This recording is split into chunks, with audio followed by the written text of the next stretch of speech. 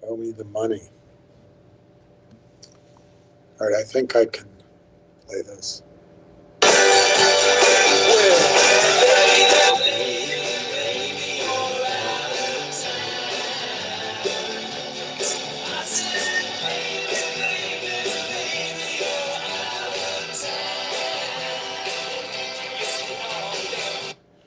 I better not play more than that. All right, ham comes on at 1 o'clock. Show me the money. Afternoon. Always count on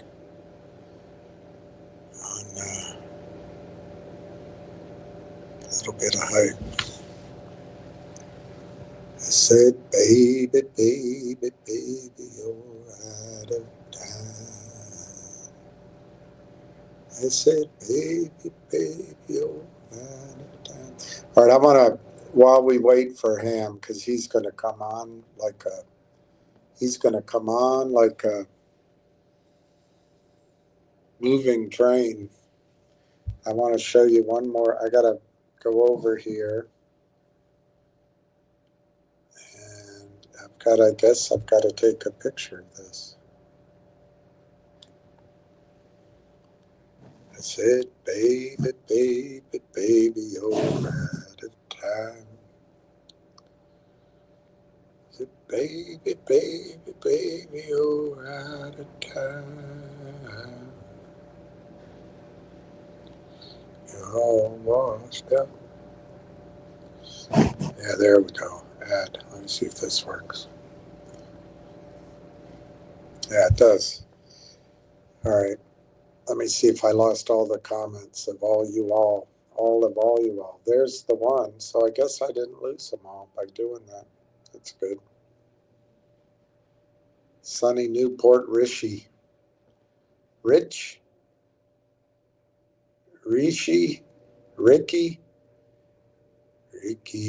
you have some splaining to do. All right, I want to show you guys this. And I got to go get Rishi off of here. Look at this. This is presidential percentage change of debt. And I know all of you out there love Ronald Reagan. You think he's the best president we ever had. He was conservative. Oh, I'm liberal in social policies, but I'm for fiscal conservatism. That argument used to drive me crazy. Look at Ronald Reagan. The increase, the percentage change in debt under Ronald Reagan. Oh, he's fiscally conservative. Yeah, come on. And then George W. Bush comes in at 72% increase in debt. That came from, we got to give, the money belongs to the people. We got to give it back to the people. And then he started a war on terror, which Norm Macdonald pointed out that if you wanted to really start a war on terror, our nation's haunted houses might be the place to go. And then look at Barack Obama. Oh, what a great paradigm of presidency.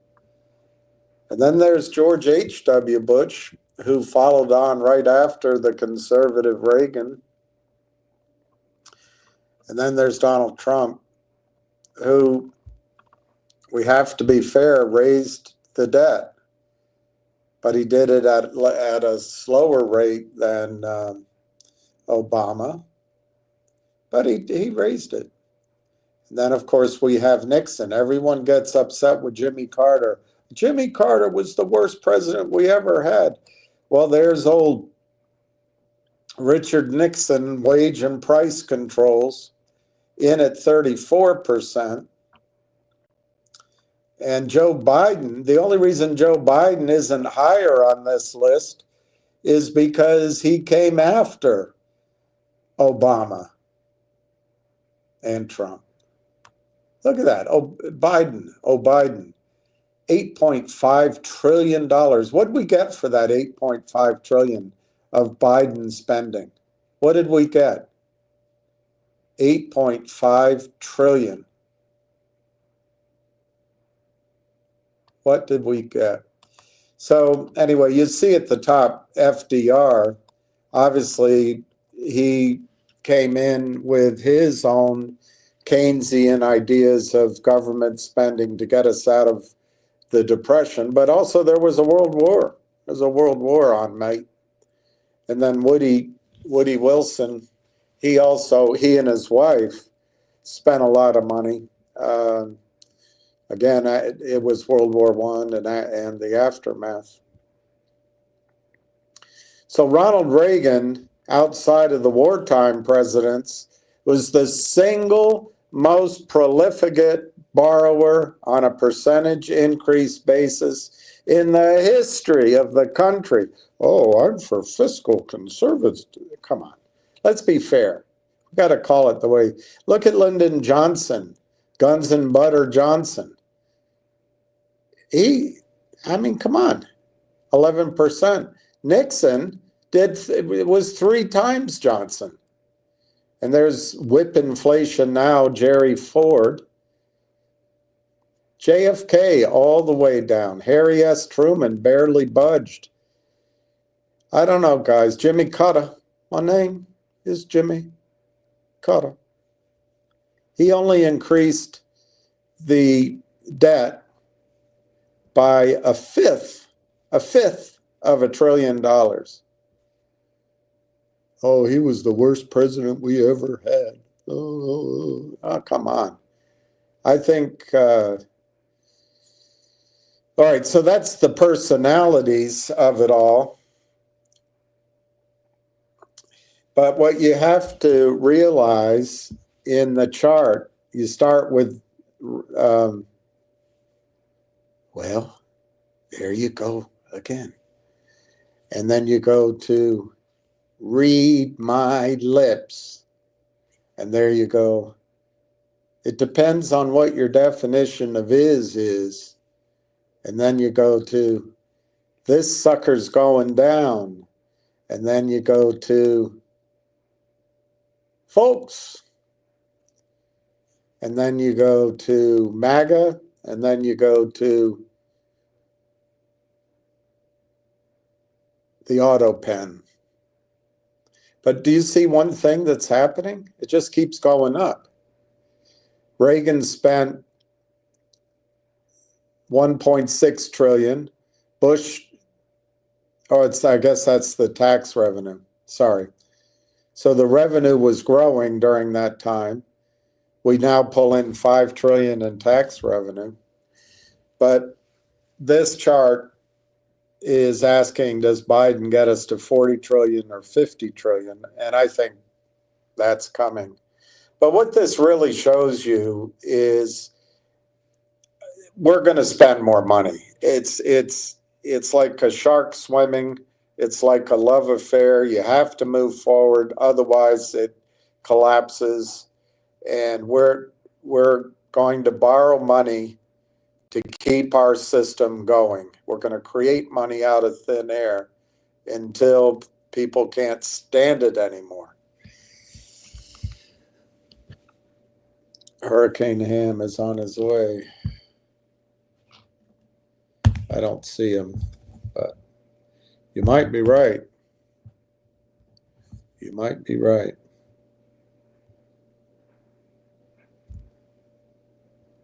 You might be right. I said, baby, there he is. Hurricane Ham. Are you on, or? Jack's calling you Hurricane Ham. Hurricane Ham. Oh, thank you. I don't know what that means, but... Well, you're coming on like a hurricane, maybe. Well, I guess. So we'll see what happens. Anyway, let's do a little recap and go forward and, get ready for Monday. I've always been a believer in doing my homework for the weekend. So William, I'll start off with a couple of small things. The market isn't trading, so you don't really have to watch anything, which is good. But the biggest news of the week, which no one really paid attention to, is the Doge people hiring the 24-year-old kid from Citadel. We saw that, yeah. Now, my question is, and everyone needs to understand this, why would a 24-year-old kid make national headlines to go work for Doge? Why? What was the big deal with that? Rat? Is he telling what goes on? That's the direct hit to what's going on there. Now, if you're working there, most of the people there are millionaires already, right? Mm-hmm. I'll tell you what, if I was worth a couple of $1 million working at Citadel and whatever the kid's name is left, and say, holy shit, I work with that guy. Well, you know what? There's a good chance he's going to rat you out. Well, I'm getting out of here. So I think you're going to see some turnover at Citadel, people leaving. I guess that's a compliment. Preston says he's glad we're here on an otherwise boring weekend. I guess that's a compliment. We're a little bit better than boring. But again, just think about what I told you on that. So put that in the positive column, that people are now turning. Just like we said before, the Anson Fund gave up Andrew left, Hindenburg, and they'll just keep going from there. These guys don't want to go to jail, so they're going to start giving up everybody. All right, so this kid that left Citadel, he's going to turn and give up what they're doing and who's doing what. All right, so the shit's going to start hitting the fan. The 27th is when the new SEC chairman should be approved, or what do you call it, William? That sounds like a good word. Okay, it's the only word I can think of. Installed? Yeah, I guess he'll be appointed and approved and by whoever, and he'll get in there. And a couple of days after he gets in, we'll put a nice truck in front of the SEC, basically finishing off what we've started. And only this time will be really brutal on those signs and let the SEC know about it, because you can't whistleblow any more than we have with the truck, because that is the proof that we were whistleblowing, not just calling up, leaving a voicemail. All right, so again, it's another positive thing here. So there's a lot of good things going on the back burners. On the front line is a different story. We got battles going on all over. People keep texting me about MMTLP. It doesn't trade. I can't do anything. Whatever I say, whatever I hear, it doesn't help anything. So I try not to address it because it doesn't mean anything. I can't make a trade. I can't make any of that happen. All I can say is everybody who's fighting, keep up the fight. They'll bend and they'll settle, and you'll get your money. That's just the way it's going to be. I apologize, but I can only do so much. So that's the MMTLP thing. Now let's go on to what we follow. I'll start out with finger motion. Finger motion, I made a bet. I lost my bet. I was buying $5 options, and I lost some good money to that. But the stock, to me, has rallied up, 40 cents. We were at $1.15. Now we're at $1.55. So the five. Sorry. The speaker went off. Sorry. Oh, I says I lost money on options. I took a cheap shot, which I always try to do, and the timing was off. But you could see that stock was ready to explode, and they came in and shorted it back down to hold it below 2. That stock should have been over 3, going towards 3 on Wednesday. Thursday should have exploded 2, and then on Friday even came back again. So the buying is coming in, but the selling, it continues by the short sellers. They can't even hold it down because it keeps rising up. Confirmed. So again, confirmed. He was confirmed. He's confirmed. Okay, whatever. Just Mike came up with that. Right, that's the word. The magic word is confirmed. So in finger motion, I always try to say, people always say, well, how do you know it, the numbers keep going up? This week alone, I think they sold over 300,000 naked shorted shares. So, I look at 20,000 a day, 30,000. We're talking 60,000 a day now, 70,000 shares a day almost. I mean, these numbers go up fast. That's like 350 for the week. And at this pace, you're talking 1.5 million for the month, almost 2 million shares more. These guys have been pressing their bet on finger motion, and it just keeps biting them in their ass. All right, so the company's fundamentals. One gentleman put up on Twitter the truck deal, who they're buying the trucks from. I forget the name of it, William. He put a picture of it. I forgot the name. Oh, excuse me. Oh, CAIS? Whatever it is. Yeah. CAIC? I don't know what it is. Whatever it is. CAIC? Yeah, the guy put a picture of one of their trucks. This is like some of the trucks they're installing it in. I told you some people are on Twitter from Asia. Pay attention to them. I don't even know the name of the truck company, or I've ever seen the truck. Some people have, I guess. So there's a lot of people that are reporting on this stuff. A lot of people hearing different things. So when you say, where do you hear that from? There's people all over the place talking. And I just happen to be consolidating it for you. So Finger Motion, they withdrew the S3, which for everyone here is a filing with the government on their corporate recap. The recap was a special dividend. William, I think it went stale, meaning that there was no movement on it, so it becomes stale. So the company withdraws it from the SEC, meaning that they don't have an active S3. When they're ready, the audit's done, they'll refile the S3 for the dividend. That's all that meant. That's all it is. So the delay we see now has a paper trail of a delay because of the government. So they'll refile it. When they refile it, the process will start for the dividend. The CEO has told everybody it's 100%. People at the conference, 100%. So we know it's coming. Just a matter what day it's going to come. We're waiting on the Roth Capital report. People that sat down, who were around the conference, heard the target price of $12, and the report's supposed to come out this week. I wasn't at the conference, so I can't confirm that. But you know what? It makes sense to me. And you sit there, most people say, well, how could you put a $12 target on a stock that's almost $2? Well, look at Root, R-O-O-T. It was 7, went to 165. These stocks are being unfairly held down by naked shorts. So picking a target of 12 to me is perfectly normal, part of business. And the only reason it's there is because of security fraud. Any questions on finger motion, anyone?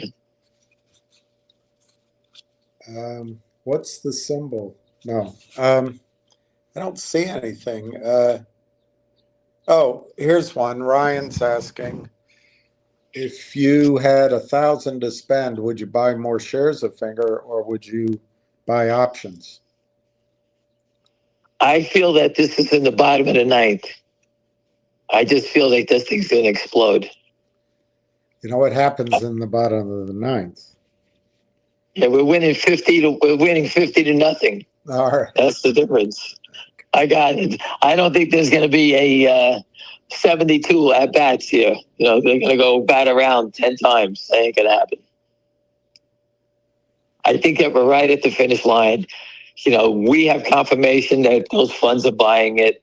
The stock act's great. It hasn't broken out. And you know what? Again, if they didn't hold it down on Wednesday, the stock would have busted to 2 on its way to 3, just like I said. But there's no more of those options. And second, it's very stupid what they're doing. Selling stock at $1.50 to hold it down, or $1.60 for 5-cent options is just not worth it. They sold a lot of shares holding it down.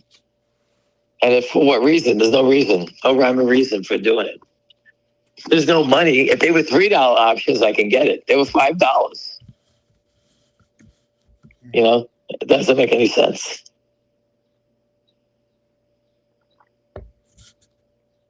Yeah, anything else, William? A couple of guys from the Peanut Gallery want to know what your price projection is for Finger next week. I think it's ready to explode. I just, I think you're going to see it move towards $7 to $12. Once it breaks above these numbers, this is going to keep going. Listen, just look here. This is how you figure it out. We have a guy that's real shorting 1.8 million. A real short. He's borrowing the shares. He's paying the fees to borrow the shares. Who would do that? Their average price is around $1.40. They sold 300,000 last week at $1.15. Who would sell at the low like that? They're 100% tied to the naked short, and they're going to fold first because there's no reason to blow up that account. So that's 1.8 million. 1.8 million will lead to 250 million shares. So, I mean, this is explosive stuff. Do you really think the report comes out early this week or later? I don't know. I just told you what the people at the conference said, what they heard. My own input on that is if people are talking about what's in a research report, it better come out pretty quickly. Otherwise, the bank's going to be in trouble. You can't whisper numbers and leak it out for very long. You got to get the report out to everybody. Everybody's got to see it at the same time, pretty much. Right. I mean, they can talk. They usually can talk a day or two ahead to some of their accounts, hints, but basically anyway, that's how it used to be. I don't know how it is now. I have no idea. Right. Listen, the report is just going to show us the fundamental story coming from a brokerage community. So instead of us saying, no, they're doing business, this, that, they're going to break it down for you. And they'll give projections. I'm not giving you projections. I have no idea. So that's the positive. That's not going to make the stock go. It'll scare the shorts, that's for sure.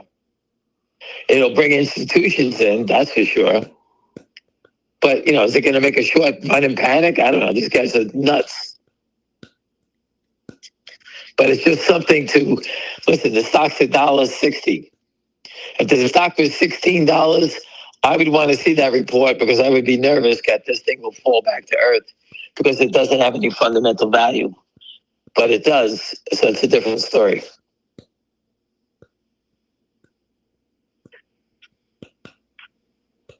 The share price of Fingers over $1.40. Why aren't the shorts receiving a margin call? I have to believe they are. The attacks to push it back down tells you that. I love these questions. What caused ZJYL to drop? What news caused ZJYL to drop? Guys, if you haven't figured it out, the selling is constant. The selling never ends. It ramps up. It's stock that doesn't exist. The selling doesn't go away. So what causes stocks to go down? Selling. It's all fraud. That's why. It went down to 65 cents. Well, I told you before, people, volatility is what the short wants. Can you hear me, Wayne? Yeah. Volatility is what the shorts want. So spiking it down fast, and then they come back and try to scoop it up. That's what they do. They need you to sell so they can buy it back. Somebody noticed and told me, just an investor, that ZJYL, every 30 days, it runs up over $1. And that may simply be to stay in compliance with listing requirements, which the good side of that, if that's true, is you've got some attentive investors in ZJYL, and they intend to make that story work, whether it's fundamental or as a squeeze or both. That's how I see it. Well, they don't want to get delisted. So the stock's got to be close above $1. It does, and that buys them more time. So my point is, they put effort into getting it above $1, and I'm not implying any kind of collusion, because when the short sell, they don't collude, but they get it up above $1, and then they let go and they stop buying for a little while, and the shorts sell. It's like a monsoon. It's more than a monsoon. It's like a year-long rainstorm. The shorts never stop selling. You never get a break. You can go out and put your umbrella up and get across the park, but when you open the door again, it's still raining. So, well, William, on a different note, the shorts have stopped selling ROOT, and they're trying to buy it back. Each day, the stock goes down and then goes up $10 every day. Just go look at it. That's the shorts trying to cover.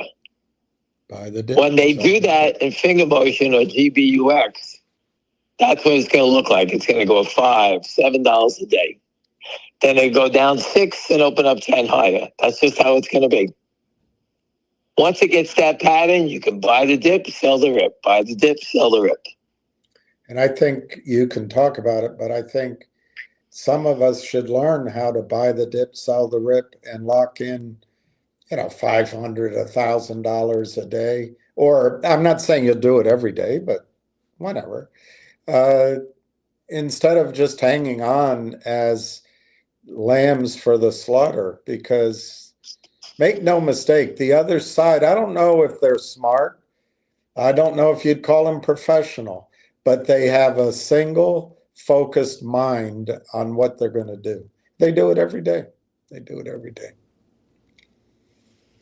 I don't think Ham was listening, but I'm here. But GTII last week, and I don't want to get lost in the pros and cons, but that stock was 18 cents, 25,000 shares volume, and then it closed at 9 cents. Now, obviously, it's weird to assume this, but assume that one person bought all 25,000 shares at 18 cents, and the shorts sold all those shares. Just as an example, when it goes down to 9 and they cover, they make $2,000. They just sell stock that doesn't exist. The shorts, the day traders, they make $2,000. Well, they can't make it unless they cover. I know, but and I know my example is too specific and too narrow time frame. But this is what the other side does. They do it in all these stocks. The funny thing about it is, in the old days, no one would short this stock because you can't buy it back. Right. So whoever's doing this is just doing it out of habit. They don't even think about it. It's a computer, probably. Yeah, they don't even think about it. There's a buy or to sell it. We don't care. The mentality's always been, short it, you can buy it back. So when you buy it, like we do, and you run out of money, what are we doing? We'll sit around with our finger up our ass, right? These guys do the opposite. They sell it, they get the money. All right. My point is, it has to end. Yes, it has to end. The markets have to be fair. If Trump wants to make America great again, we've got to finance our small companies and small cities and factories. You need a fair market. You need a fair market. So we got all the stuff coming out in finger motion. I hope it's this week. I think those big funds are going to come in. I think the big funds are going to wrap it up this week, is my opinion. So Stan has a knee replacement on his near horizon. How's your recovery? And are you glad you have a new knee? 100% recovered. I'm happy. Not 1 ounce of pain.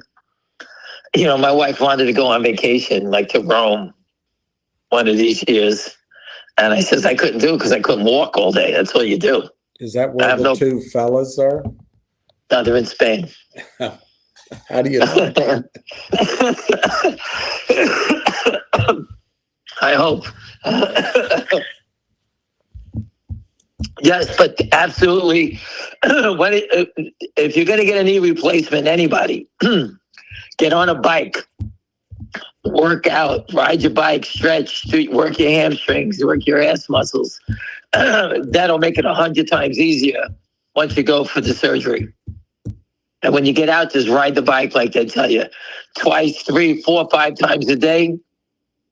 I did it 6 times a day. I rode a bike, just 10 minutes at a clip.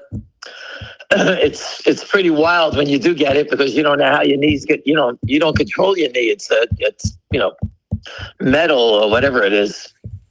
But once it gets going, I guess it just follows suit. I don't know how it works.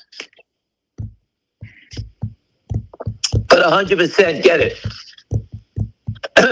Get into it and be prepared. The hardest part about it is the rehab. The first couple of rehab sessions are very difficult.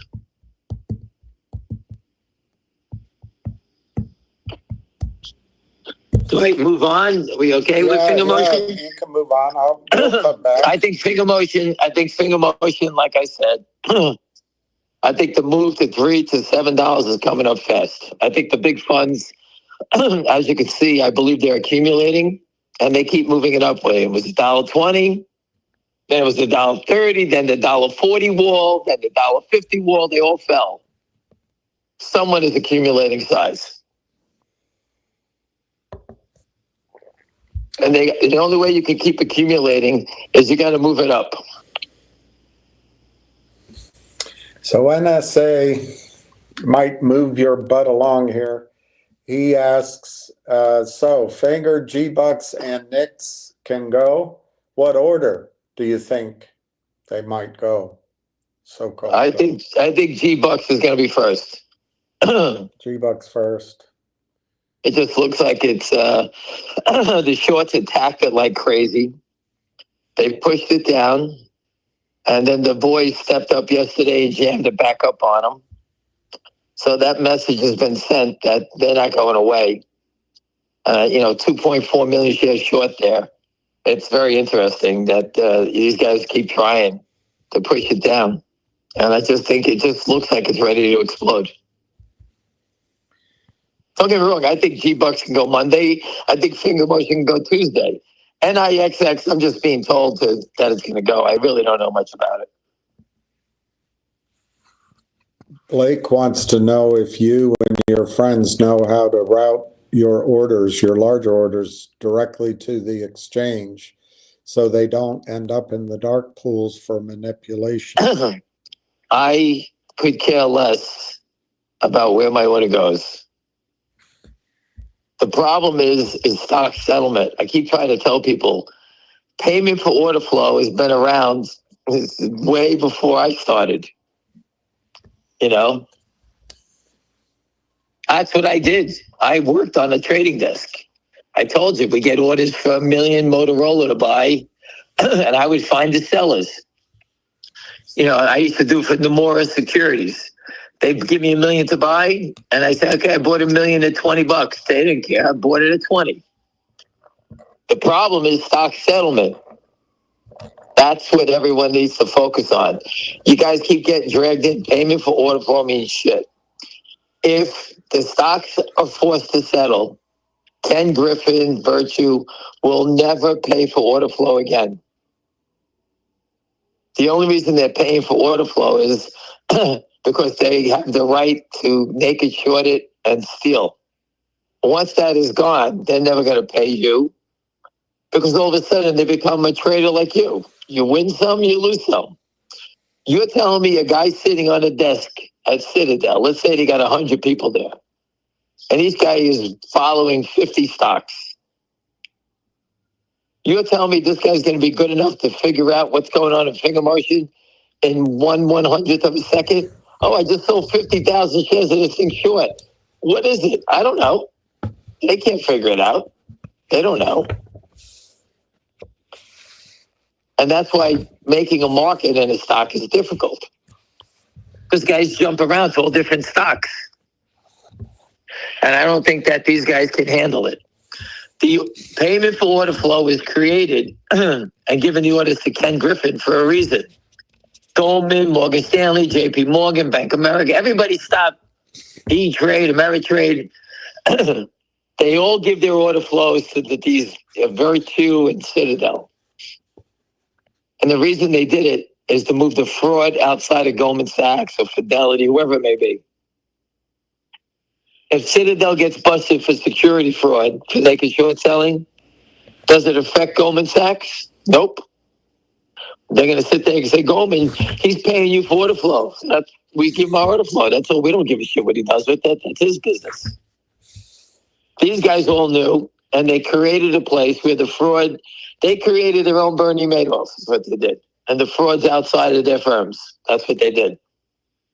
If they settle the trades, there'll be no more payment for order flow. I wouldn't pay for it. What am I going to pay for it for? I got as much risk as anybody else. Why do I have to pay for it? That'll go away. Stop believing or retweeting payment for order flow. It means nothing. Stock settlement is the only thing you need to worry about. Stock settlement.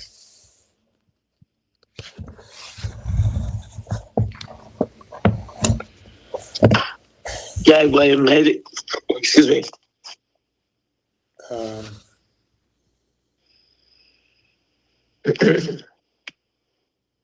I don't understand this question. The new big money in Finger is also buying from the shorts. There could be more than the registered share count in longs.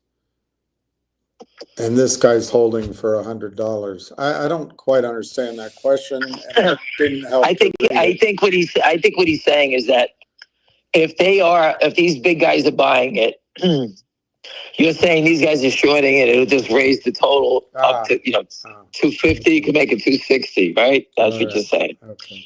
The difference is they're being shut down. Believe it or not, the naked shorts, the faucet is being turned off. Before they were selling short 100%. Before it was 100%. Don't lose my voice here. Before it was 100%. The whatchamacall, the naked shorts before was 100%. Right. Now I think the naked short is 45%, 40%. So for every 100 shares that we're buying now, 45% are being sold short. Before we had 100% numbers. So I think that the wall is just going to keep moving up, and which leads to margin problems. I see. That's what I think is going on. Patrice wants to know, do you think Finger will run quickly? Yes. Or over a few days? Which sounds I'll give you the example. Sounds pretty. Finger motion will have like a GameStop rocket move. GBUX will have a move like ROOT. Spike up, pull back, spike up, pull back, spike up, pull back, and just have that same pattern. I think that GBUX, the short, will control their buy-in. They only have to cover 2.4 million. I think the short will control it, meaning they'll be buying it. They'll be paying $10, $20, $30, but they'll be buying it. It'll open up, pull back, open up. On that stock, I would have no problem with anybody selling the rips and buying the dips, because if it runs to 20, it can run to 20, pull back to 14, 14 to 30, 30 to 20, 20 to 50, like that. I think there's a bunch of opportunities to trade on GBUX. Finger motion, when it goes to $3 to $7, the next day it can open up at 17. The next hour it could be 57. It's going to be like that crazy. There's so many shares short that it'll be a mad rush to buy them. There's no time in finger motion. So finger motion, the whole thing can happen within 3 days. If that's what you wanted to hear.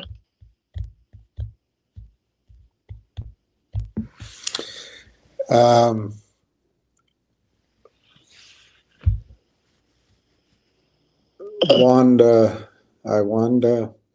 what's the max price target you will sell your shares, your calls, your whatever? I think starting the lowest I would start selling anything would be somewhere between 70 and 100. In which case you have to make a sale to start taking some of your money off the table. So if I have 1 million shares, maybe I'll sell 25,000 at 50 or 60, whatever the numbers are. 25,000 at 100, 25,000 at 150. And now you're looking at, a lot of my money's off the table. And then you can let it go. Don't turn a winning trade into a losing trade. Even though I think what I say and what I think, I really do believe it. You have to protect yourself and say, hey, you know what? This idiot thinks it's going to 100. It's 98. I'm getting out. You can do that. There's no shame. That sounded like marriage advice. Probably what it is. Does Ham believe Finger will run like Root or rocket up? It'll rock it up. It'll rock it up. Completely different trading pattern. Listen, I've been reporting about Root every day to teach you how it looks. That's why I'm reporting on it.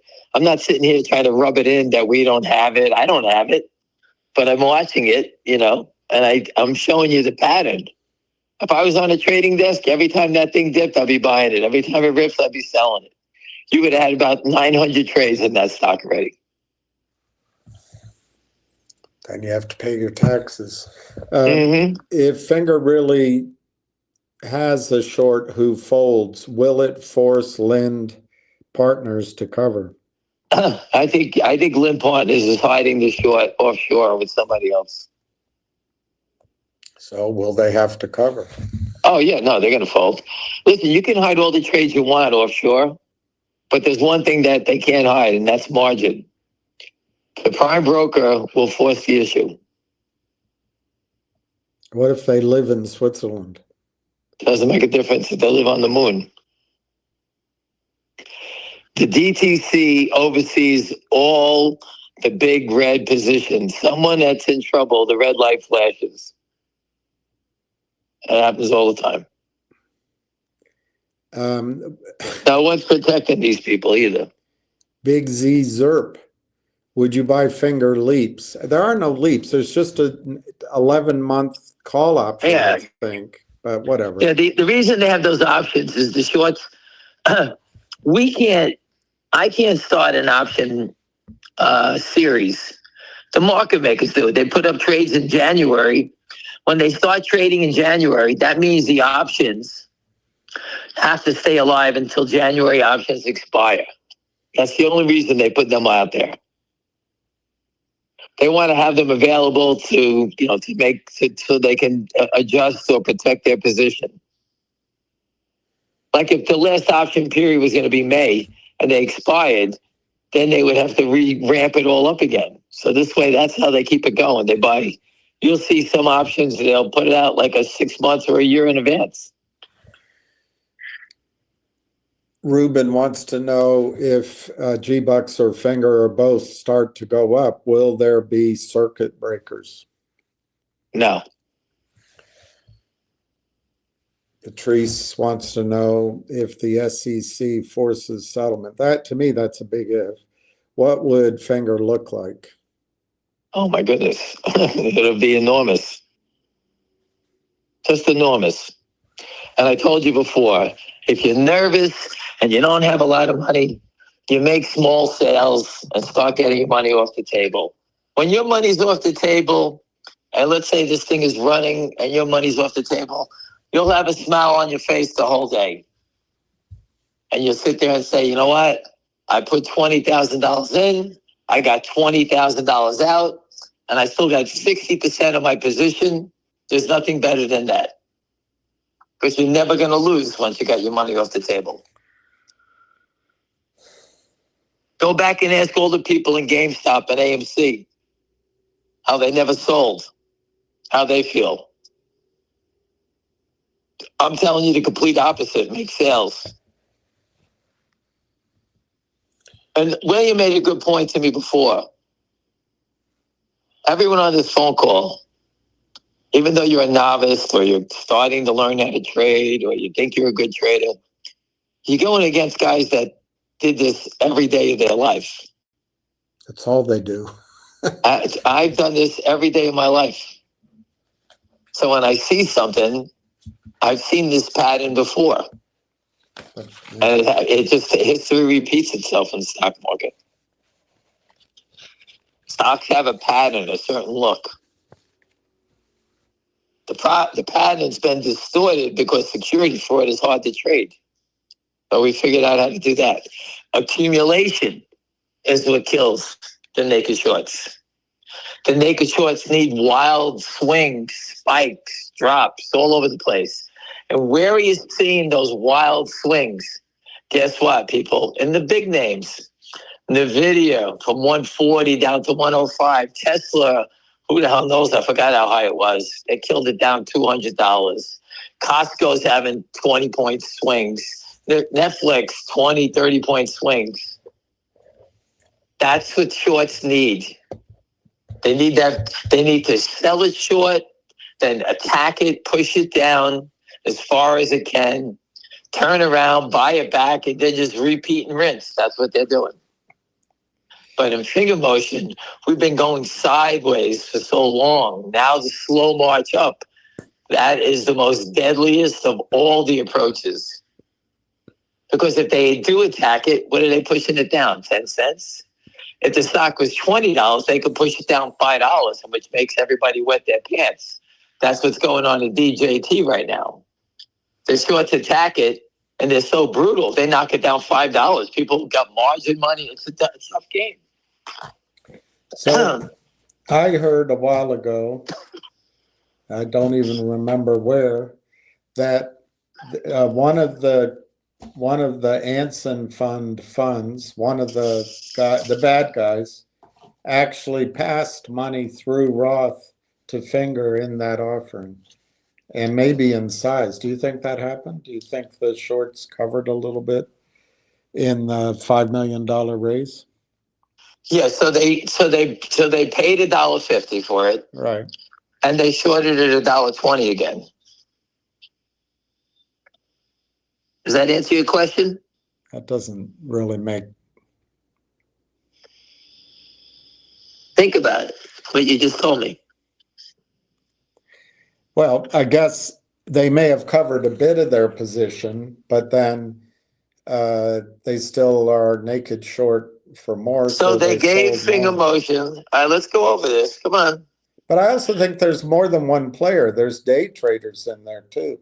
Let's go over the Lynn thing you just said. All right, go over it. I asked you. They paid $1.50 and they got 3 million shares of stock, right? Yeah, and warrants. All right, 3 million. Let's do the 3 million shares of stock. They got 3 million shares of stock.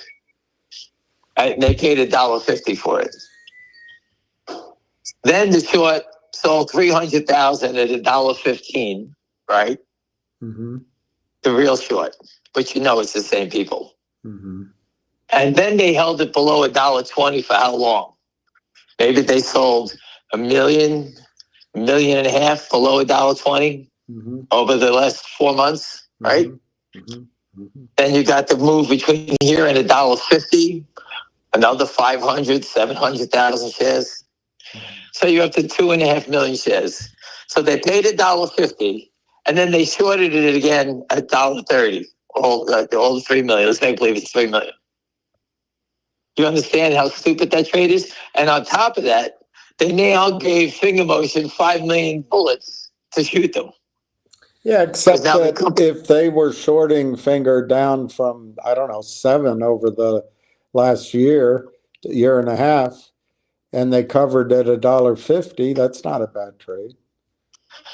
For part, obviously it's only part of the rumor. But the problem is, let's say they did the whole thing. Yeah. They gave the company money. Yeah. So they bought back 3 million shares. Yeah. They made money on it. All right. Yeah. So instead of 250, it's 247. But now they gave the company $5 billion of money. The money can be used to wipe them out. They don't want to give you money ever. They want to strangle you. They want you to die of thirst. That's what they do. They don't want to fund you. Okay. The problem is if the government wasn't getting hot on the trail of this stuff, it would make sense.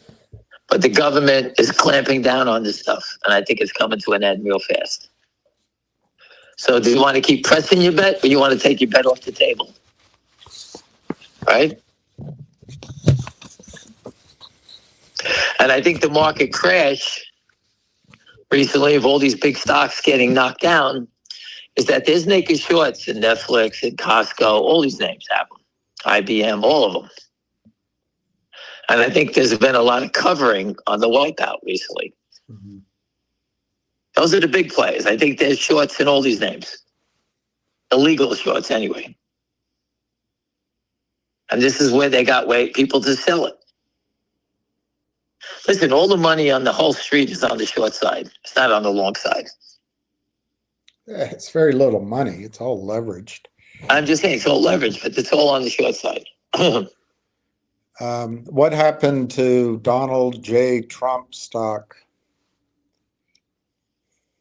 DJT. I put it up 60,000 times that Donald Trump, the most powerful man in the world, is being abused by naked short sellers. I put it up there every day. Listen, I'm with you, but I do think that something's coming out shortly. Can the brokers pull the buy button on Finger or GBUX after the squeeze? After the squeeze, when this thing is going, you better make sales, take money off the table. There's nothing going to stop it. Once it starts, once it starts, the prime broker that's banking these guys, they're going to be on the hook, not Jeff Easton. He's going to walk away.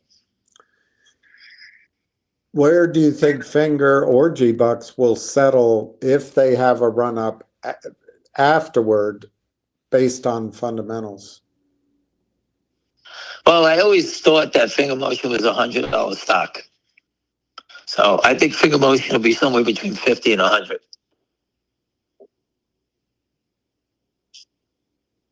Okay. And you don't have an idea where GBUX might settle out? No, I think it'll be, the company's got, getting that big money in the bank and all that stuff. So I don't really know. I'll say somewhere between $10, $15 settle in it. Can they halt these stocks? No.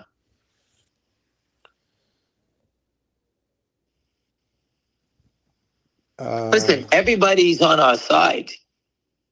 The only thing that's not on our side is the SEC enforcing stock settlement. That's it. No one else is going to stop it. Just going to say, let it go. That's it.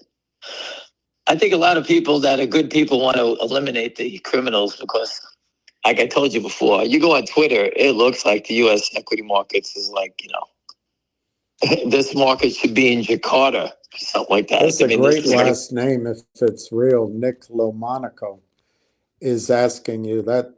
That's a great last name. Rumor of 15 million to buy Finger out of Jefferies. Is that true? I heard true? that the other day. I don't know. I didn't have time to dig into it. I heard it late in the day the other day. Somebody also makes sense. Somebody also asks, when will Jefferies force the buy-in for Lind Partners? Well, as soon as there's margin problems and they don't put the money up. I told you my friend does it, and he said he doesn't give a shit if his mother doesn't put the money up that he buys her in, because he jeopardized the whole firm. I'm so mad at my mother. Mm-hmm. I don't know. It's not a question that you're going to want to answer.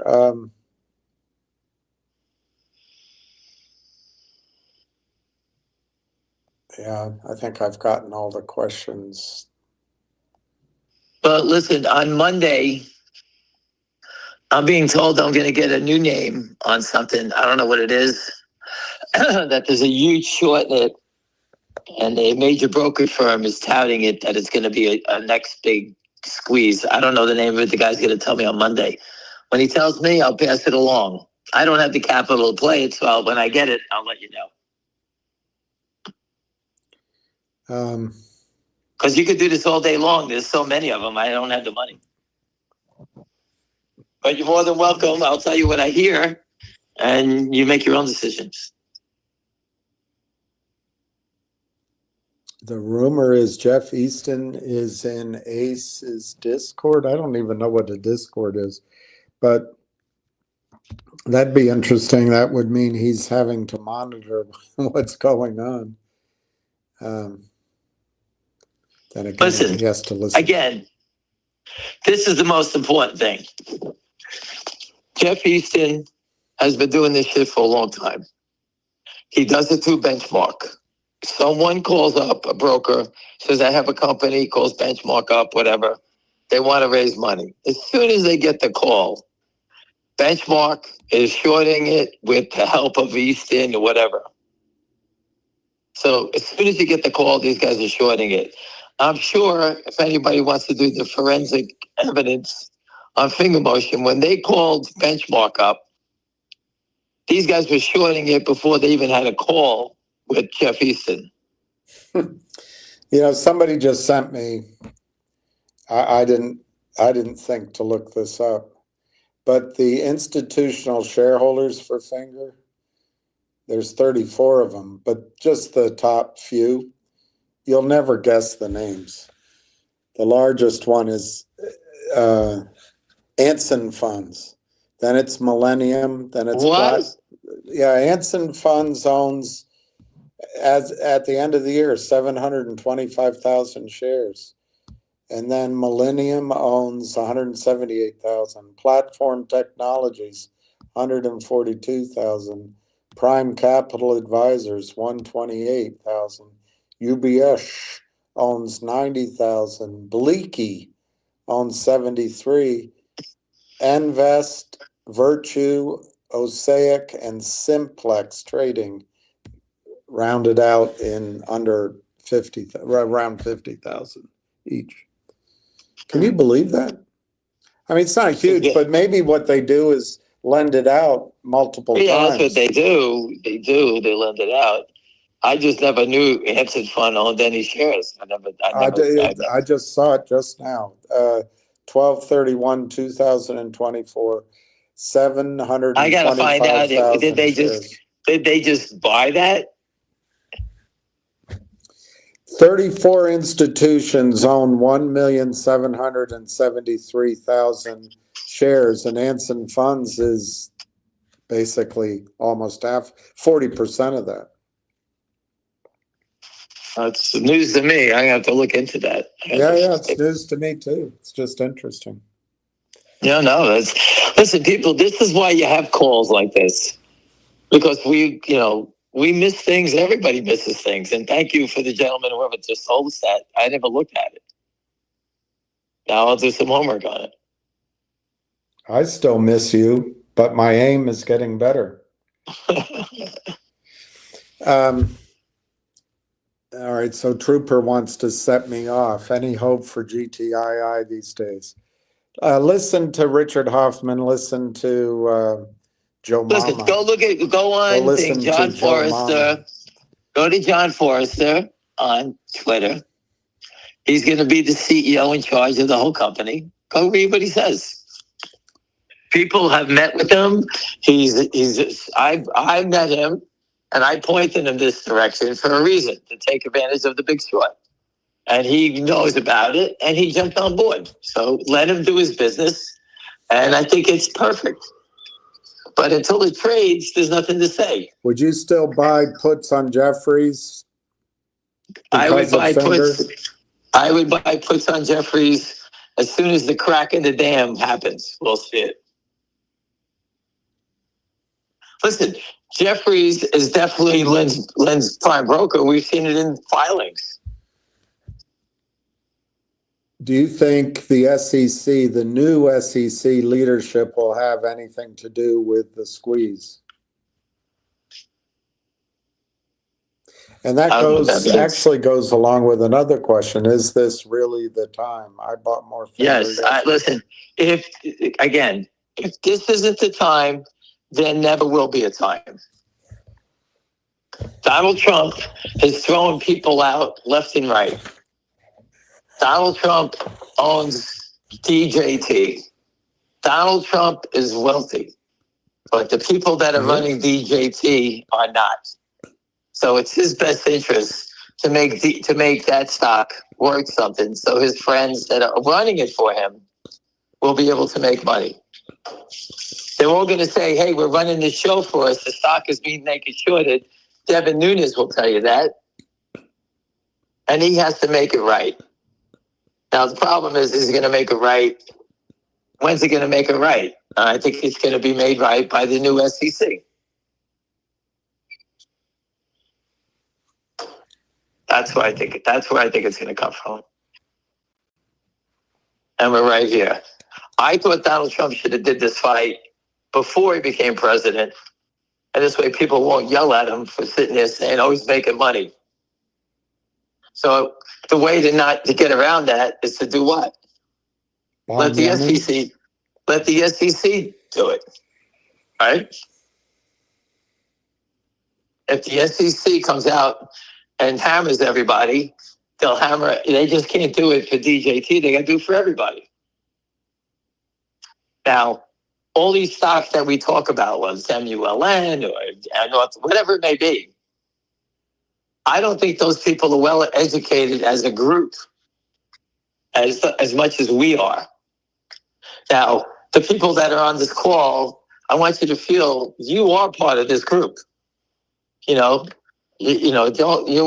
of the bigger group. There's people here that got millions of shares. You're getting the same scoop they are getting, all at the same time. So we're very well educated. And I think that everyone's missing out. The kid from Citadel, the kid that left Citadel to work for Doge is super important. That's what I was being told. And that's something that, most people aren't talking about. How did this become a national interest story of some kid joining the Doge people? Because he came direct out of Citadel. So that was an important thing. People aren't paying attention to it. And Elon Musk hates the shorts. Trump knows about the shorts. Devin Nunes knows. All you have to do is Google Devin Nunes naked short. He made 50 comments. We want the NASDAQ to investigate this. Everybody's yelling about it. So, we're right at the door. And I don't believe stocks like these others, like CELU or whatever these other stocks that I follow. There's no leadership. There's no shareholders that are talking about it. We're going to start a new T-shirt. It's going to say, "If this isn't the time, there'll never be a time." This is the time. This is 100% the time. If Trump doesn't do it now, within the next 30 days, there'll never be a time. I'm going to try that on a girl sometime. If this isn't the time, there'll never be a time. There'll be never another meal. Trust me. Sounds like a bad Rod Stewart song. Right. Trump keeps saying that April 2nd is the day of reckoning for America. This shite is going to hit the fan. It's just a matter of time. He picked April 2nd because it's not April Fool. You know that. Yeah, I know. I saw that comment. Somebody disagrees with you that they can halt these stocks, and you say they can't. I don't know why there's... Listen, they could do whatever they like. It's their rules, but they don't. Yeah.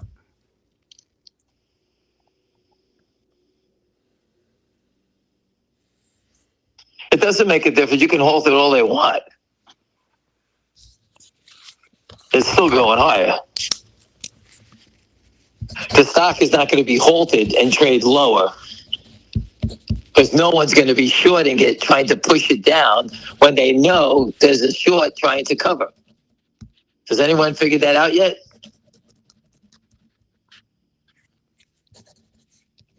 I don't know. No one's answering quickly. You bet your ass you can't figure that out. Why would I go out and try to short a stock? Let's say it gets halted at 20. Oh my God, it's halted. What does that mean? Nothing. It's going to open up again. And the buyer of 250 million shares is still a buyer. That's all. Nothing else happened. That's still going to happen. Remember, the short has to cover. The prime broker has to protect the prime broker. If the prime broker goes bust, the DTC has to pay for it. There's a video up, I think it's AI, of this a girl speaking English. I don't know if she's Japanese or her face is Japanese, but she speaks perfect. And they did a video, William, and it talks about the chain of command on the DTC, what happens when one member fails, who picks up the liability. Everything we said is right in that video. Nice and easy. It's on Twitter. Now, Rod says Anson funds are shown to have an average of $1.69 in finger. I don't know. I don't know. There's numbers that are reported, and there's the rest of it. So I don't know. Yeah, well, you'll have to find out. I don't. Well, they paid $1.69. Stock's $1.56. So next time they're still underwater. Next time I talk to Martin, I'll ask him who his biggest I don't know who shareholder is. I don't know who it is. How much is the buy-in for the new exchange company you guys are starting up? I'd like to be an investor. Well, let me tell you this. I spoke to a group. I may have an opportunity with a TV studio, William. I didn't tell you this. I have a full-blown TV studio in Fort Lauderdale negotiating to produce. Do you need a toupee to go on TV, or can you go on like... No, I'm going to be the maestro behind the screen, behind the curtain. You go on but like... We're going to create a financial news show, and we're going to take control of the airwaves. That's what we're going to do. The exchange, I need a license. I'm trying to do it in a foreign country, but dealing with foreign countries is brutal, because the countries you want to deal with, they really don't have people that are knowledgeable about this. They hire people from different countries to do it. I put over 2.5 years of trying to open an exchange in Abu Dhabi. And the people I've been working with that loved what I was doing, they retired and left and went back to their own countries. I had to start over again, and I just couldn't afford to keep spending the money. So it's hard to do it overseas. I put it up there. I pitched the woman who's the head of the Saudi Arabian stock market. I posted about her. She was up, I think she went to Harvard. And she told me point blank, everyone knows the U.S. equity market's fraud. That's what she told me. And the reason we wanted to go there, because they don't believe in lending, usury. They don't believe in that. And I told her that we wanted to go there because we wanted someone that'll take care of the criminals and treat them firmly. That's what she said they would do. But we were ahead of the time. The time may be now, but I think Trump is going to. Come through for everybody. I don't agree on him dragging his fucking feet. That's for sure. Several people are asking, what's your target? What price would you sell GBUX? Just get out. I think GBUX, I didn't sell it at 10. I think GBUX is going to be somewhere between 30 and 50. So you can get out at 10, 12, 15, 20, whatever you want to get out. 30 and 50. I got this feeling that GBUX, I think my friend, my good friends have about 40,000 are ready to buy with a 550 top for Monday. The shorts are listening. You better move back. But you So better start 5 by selling it down. 50, I should be able to get it in there. What was that? 5 by 50 shares. All right. Be able to get that. I'm just telling you that, I have a couple of friends call me this morning. I got 18,000 I'm buying. I got 12, I got 20, so I figure rounding up, it's 50. Remember, the stock was just 10. These guys knocked it down unfairly, trying to get everybody to bail out. It turned, and now everyone's sitting there saying, okay, we're going north to 10. So that's what happens.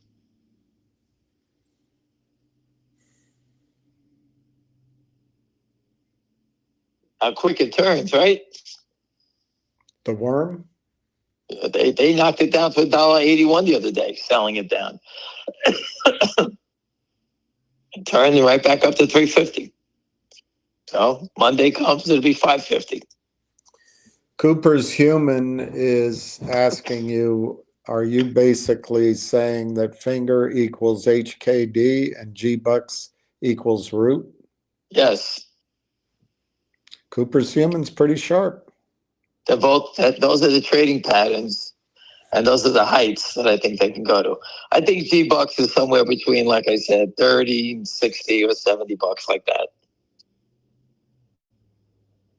I can tell how high it's going to go once I see the shorts trying to cover it, then I can determine it.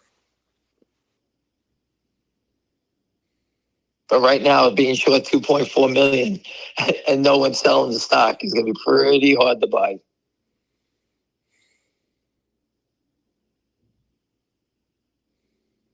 Just like I told you, and my friends got 50,000 to buy. Do they sell it short? Do they keep making it worse? If they, let's say they do sell the 50 to my friends, 2.4 million is going to be almost 2.5 million. These numbers grow quickly.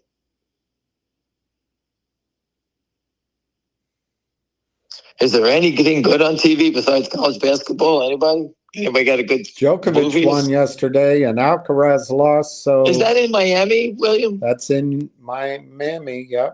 Where is it in Miami? Well, it used to be called the Erickson Field. I don't know what it's Miami Open. I guess it's north. I may have an opportunity for you, William. I may get you a ticket to fly down. I'd love to go down. I'd fly down in a heartbeat.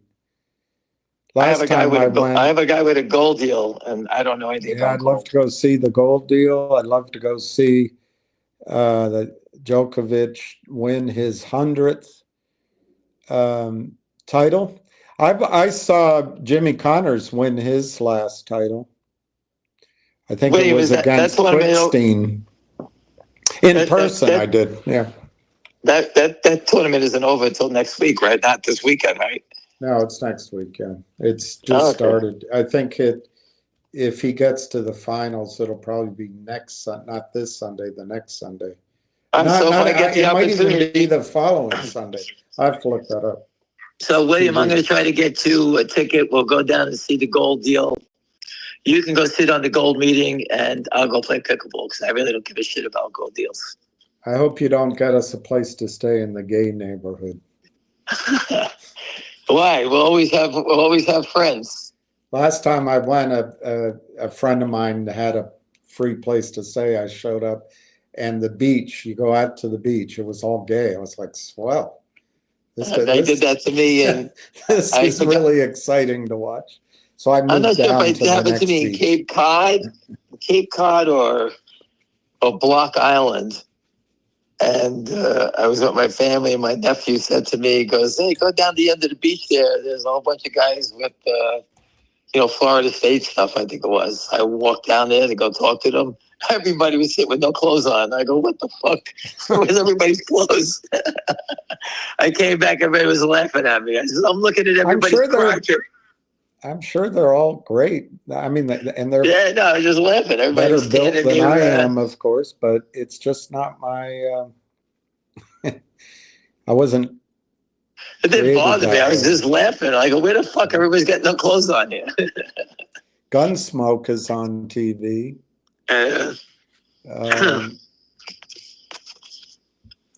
Intel shows Citadel bought 48,000 puts and 68,000 calls in In what? Finger on 214. Did they buy them or did they just clear the trades? I don't know. Could someone post that data for me so I can check that out? I don't know. On Fintel, Finteo. Oh, Fintel. Okay. It shows Citadel bought 48,000 plus of puts and 68,000 plus calls in Finger as of. I don't even know. There's not even open interest to that big. Where did they buy them? I don't February 14 to 25. I mean, maybe it cleared the decks by now. I don't know. There's no trades. There's nothing there. I never saw those. I never saw that volume. We joined 6,000 calls the other day of the March 2s. I was 2,000 of them. So I'm 33% of it. Julius said, thank you, Julius. It's at Hard Rock Stadium where the Dolphins play. Oh, okay, that's good. That's a perfect spot. The Djokovic. When I went, it was called the Ericsson Open, and it was not the fanciest courts, but it was bloody hot. I remember that. But I think I was watching Djokovic play Nadal. That's my memory. It was a long time ago, but he was a kid. He was very, very young. And the thing I noticed about Djokovic in the heat is he was just like Jimmy Connors. Everything, he returned everything. Nothing got past him. And when I was in Dubai with my friend later that year, we were watching Wimbledon at a pub. I said, look out for this kid, Djokovic. And my friend always remembers that I called out Djokovic before anyone knew his name. And it was just because he returns the ball as well or better than Jimmy Connors. That's your claim to fame. I have the same one. I called out Madonna. Madonna for I was in Studio 54 on a Sunday night. Yeah. And she was doing a showcase. And she was with her manager, who was Jelly Bean Benitez. He was a DJ. And for $25,000, she was going to come play in my club. But my partner didn't like her. She only had one song called Everybody. And after we left the club, like a week later, she came out with a song, Holiday, and that became the big hit. So people that hired her to play for $25,000 in their club, she paid $250,000 to get out of all the agreements. So my friend cost us $225,000 over nothing. He shouldn't have gotten out of the agreement. He could have been. No, we didn't get the agreement because he didn't like her. I liked her. Yeah, that's pretty cool. I'm like you. What color was her hair? She looked like a rag. She had hairy armpits. This is back in the early days. What was her last name? Siccioni?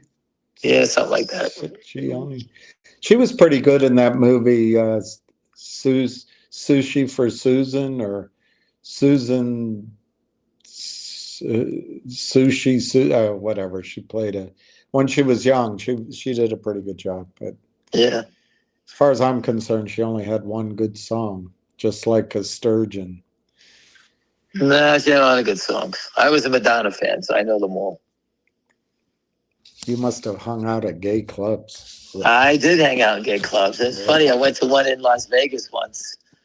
I was dating this girl from the dark side of town, and she goes, "Come on, well, all my friends are going to this club. Do you mind?" This is I'll go anywhere. Then I'm in there. I'm sitting there. God forbid anything ever happens, and I get killed in there. Everyone's gonna think that I was playing for the other team. I didn't want to go out that way, so I said, "I gotta go." I left. It's so funny. It happened in Orlando. Remember, they shot people up in the gay place. Well, I guess the music's good. It was a good time. Any other questions, anybody? Shoot away. It's a slow Saturday. Let's ask questions. I told you that I'm going to hear a new stock on Monday. A guy who's a pretty big money manager said he's got something to tell me. I don't have the money to play, but I'll tell everybody. I'll post it. What he tells me, I'll tell you on Monday. I don't know what it is. James Di Napoli wants to know, how does NIXX look for this week? A good friend of mine's got 5 million invested in it, and he thinks it's going to explode. There's a couple of big buyers around. I don't know. I don't know the time. I don't study it. He told me it was about 220. I have no idea where it is. So somebody, I think, in bad sportsmanship is pointing out that your calls expired yesterday. Are you going to buy additional calls? I have to scrape together money to do it. Yeah. Maybe it's a time to tell people, I don't have it out. But so whatever Ham paid, I think he paid 7.5 cents. He could have paid more to own the April calls, but he might have paid 20 cents, 30 cents for those. So it'd be interesting to see what the $2 are for Monday for April. If the stock opens up flat or down a little bit, those options will take the same spot. They'll be 5 to 10 cents. Yeah, exactly. So it's cheaper. What he did is cheaper, but you got to have funds. Well, the one thing that is the balance, the great balance of that whole thing is that, let's say the stock goes crazy and I was not able to buy any more calls. I still have the stock. Right? Mm-hmm. I used to buy options without buying stocks. And believe me, a lot of times my options would expire and the stock would then take off, right? Mm-hmm. So if the stock takes off, I'm in a good situation, win-win situation anyway. If the stock pulls back, then I could buy those April calls. Mm-hmm. Anson funds own 10 million, or they're short 10 million on MMTLP. I know. I read that. Yeah.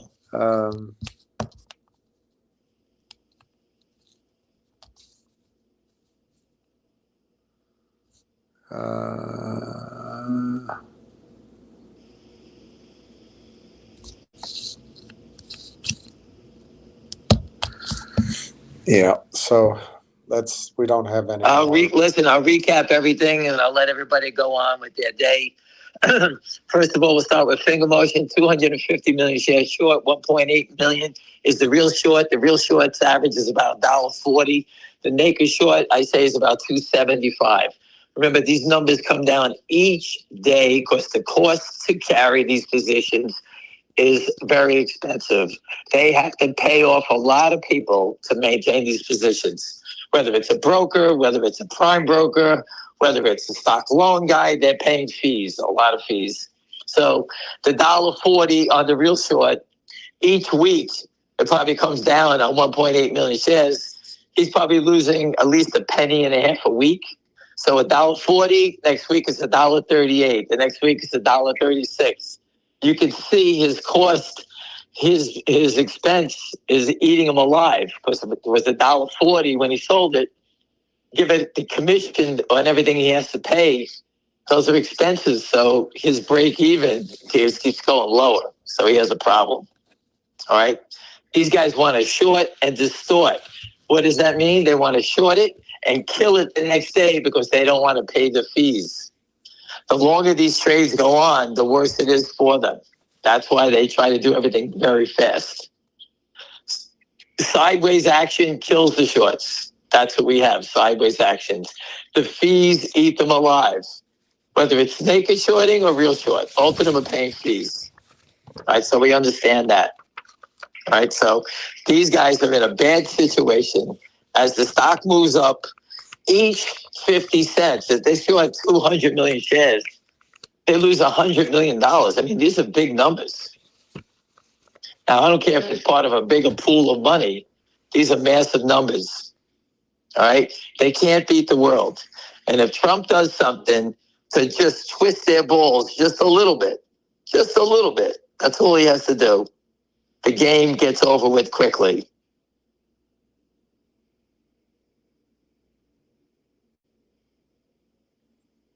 Someone's saying, who cares about the total 1.7 million shares owned when there's 57 million shares outstanding? I guess that's finger motion. I don't know what he's talking about. Listen, the people that own finger motion It's all owned overseas. The whole float is owned by people overseas. The whole float. The people here, our people, we own all the naked shorted shares. That's how I'm going to break it up. I met and know personally doctors, people from Malaysia that own, their families own 3 million shares, 2 million shares. These people they buy it all the time. They don't sell it. So the shares in that company are owned by the people in Asia, the whole company. Everything else in the U.S. is owned. We all own counterfeit shares. Because if those people weren't selling it, it'd be impossible to buy for us, right? The naked shorts have sold the stock, trying to make it a better market for us. But we really don't need that. I don't need them to hold the stock down so that you could buy it. I purchased Finger at $2.87, December 31st, 2018. The company just got the top-up business. It's 2025. The company's 100 times better, and I'm only down $1. How's that possible? Thanks to Jeff Easton and the naked shorts. I just described to you. I bought it when the company was just starting at $2.87. It's $1.60, whatever, $1.60. And the company has deals with everybody, you know? Can you hold on 1 second? Do I have a choice? Wait, hold on.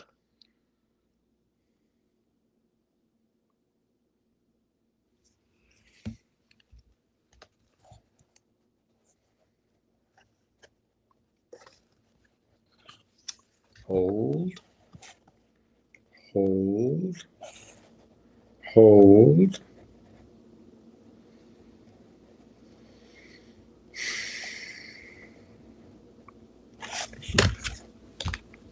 Should I hang up? That'll show him.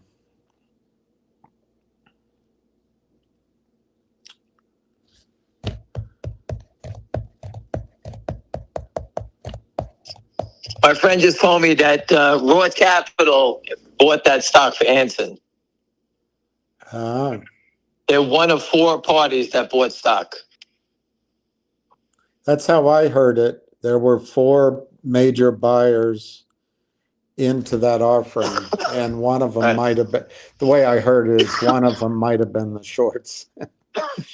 Well, it doesn't make a difference if they covered it. They covered it. It's still 250 million shares short. Yeah. Yeah. And there you go. So your target for GBUX is 30, 60, somewhere between 70? 30, 30, 60, like that. All right, 70? Yep. All right. Listen, get off whenever you want. That's my opinion of it. Yeah. I'd be able to tell more once it starts to trade up. Once they start to break, then I could say, let's say it starts running 15, 17, 18, and like 200 shares is trading and it's going up $1. That means there's no other short sellers coming into the name. Do you understand? Yeah. In which case it'll burn out quicker. If other shorts come into it, like someone comes in, sells 10,000 or 20,000, that means that the naked short is taking out the new short, and that new short becomes a buyer then. That's what takes those things to higher levels. And if you look at it, Root, the short sellers quit because they were doing it. New shorts were coming in, and they all killed each other. And now you got $160 stock. And that's just by seeing other players come into the stock. That's how you can determine how high it's going to go. But until I see it, I can't determine it. Does everyone understand that, what I just said? Yeah. Well, I do. Yes, I think. When new shorts come into it, let's say the stock goes from where it is, 3, and it's trading at 20. Someone's going to sit there and say, what's this piece of shit? I'm going to go sell 10,000 shares short. And I short 10,000 at 20. Now it's 21. And I short at 10 at 20. I go, William, you got to short this piece of shit. William goes, I'm going to sell 10,000. Now me and William are both short 10,000. Me at 20, him at 21. Now stock's 22. We both say, screw this, let's buy it back. Now we got 20,000 we're trying to buy. We take it to 124, some new guy comes in. And all of a sudden he panics, and now it's 26. That's what makes it go higher, because new blood comes into it. But if new blood doesn't come into it, it'll rocket up, and then it'll run out of fuel, and then it'll drop down. So it depends on that. Finger motion has so many shorts and people that want to buy the stock for fundamental reasons that we're not even anywhere near that the stock is a sell yet. Let's say the stock started running and runs to 20. You'll sit there and say, well, should we get out? Well, people think this thing's worth 100. You know, you can get out whenever you like, but there's people here that, you know, are staying for the duration. So if they're not selling and only a few people are flipping it, then it's going to get interesting.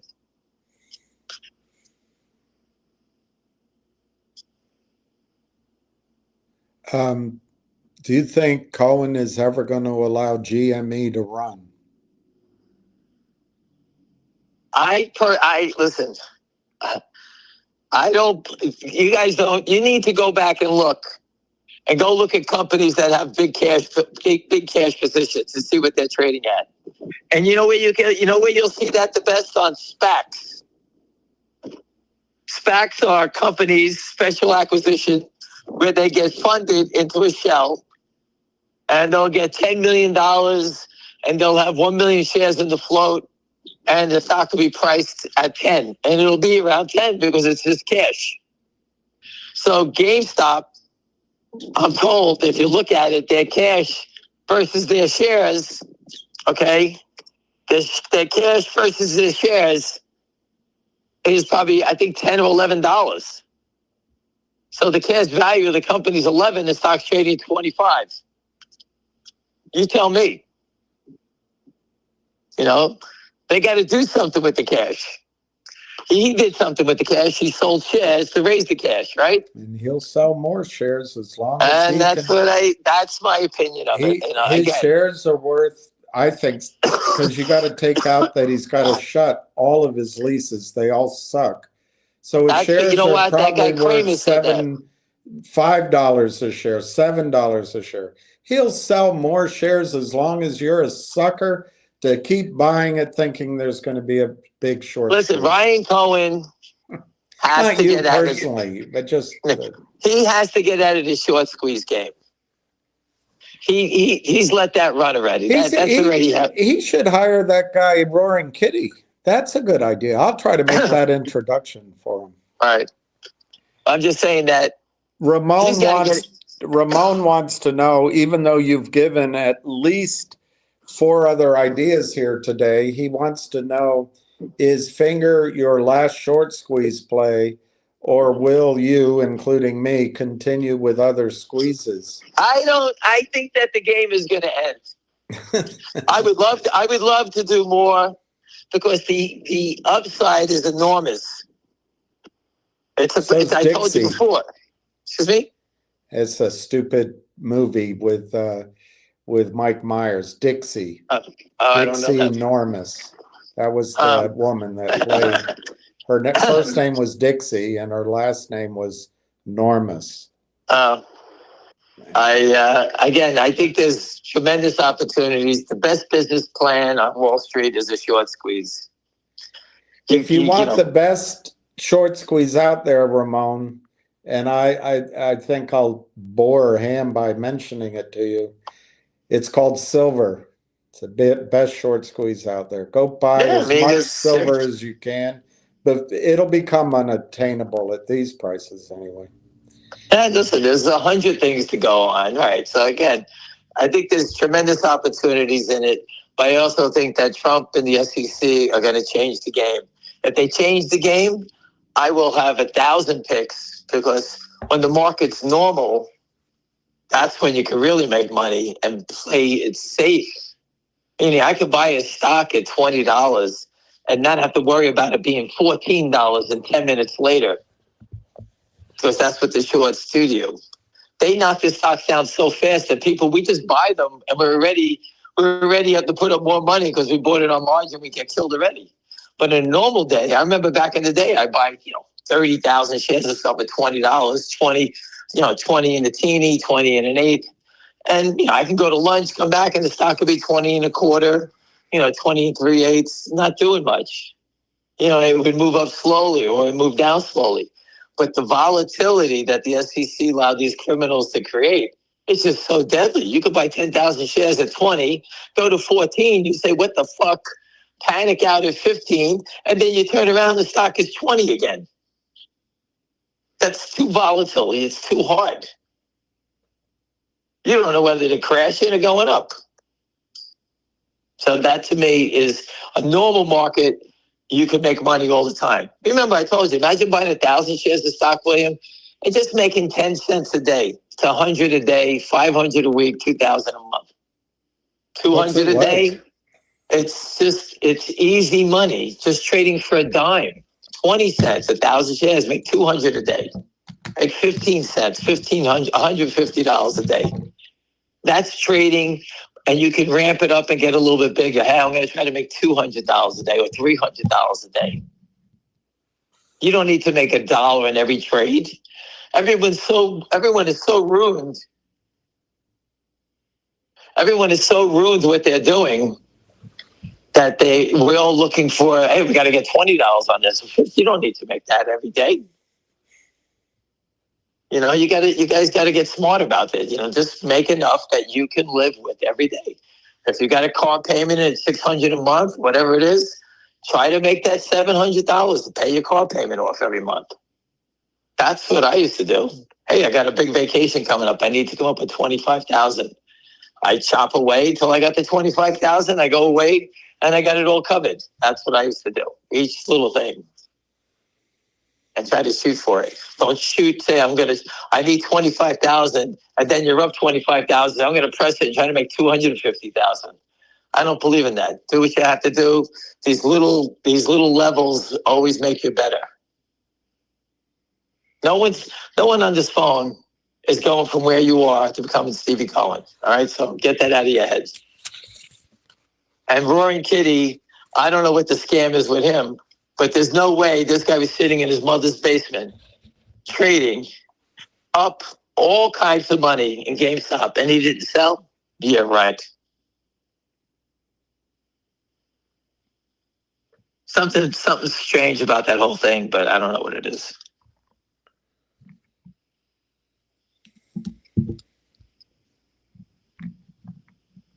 Anything else from him? Is everybody cool with anything? Everything here? Everyone is copacetic. That's all I want to hear. Always be ready for Monday. I told you what I heard. My friends are buying 50,000 GBUX with a 550 top on Monday. Well, I know they buy it at 3. I have no idea.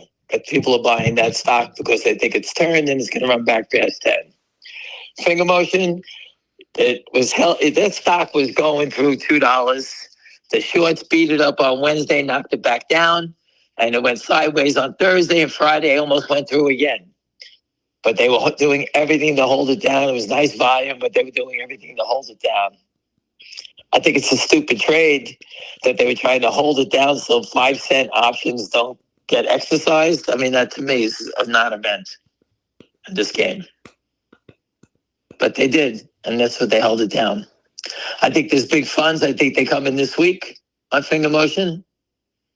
And I think that's what's going to break it open. Hopefully we get our raw capital report this week.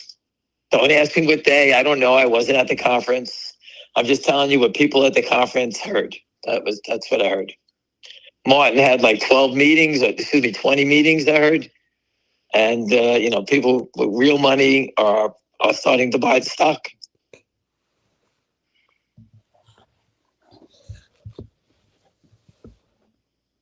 I can't believe that Anson fund bought the stock. I can't believe it.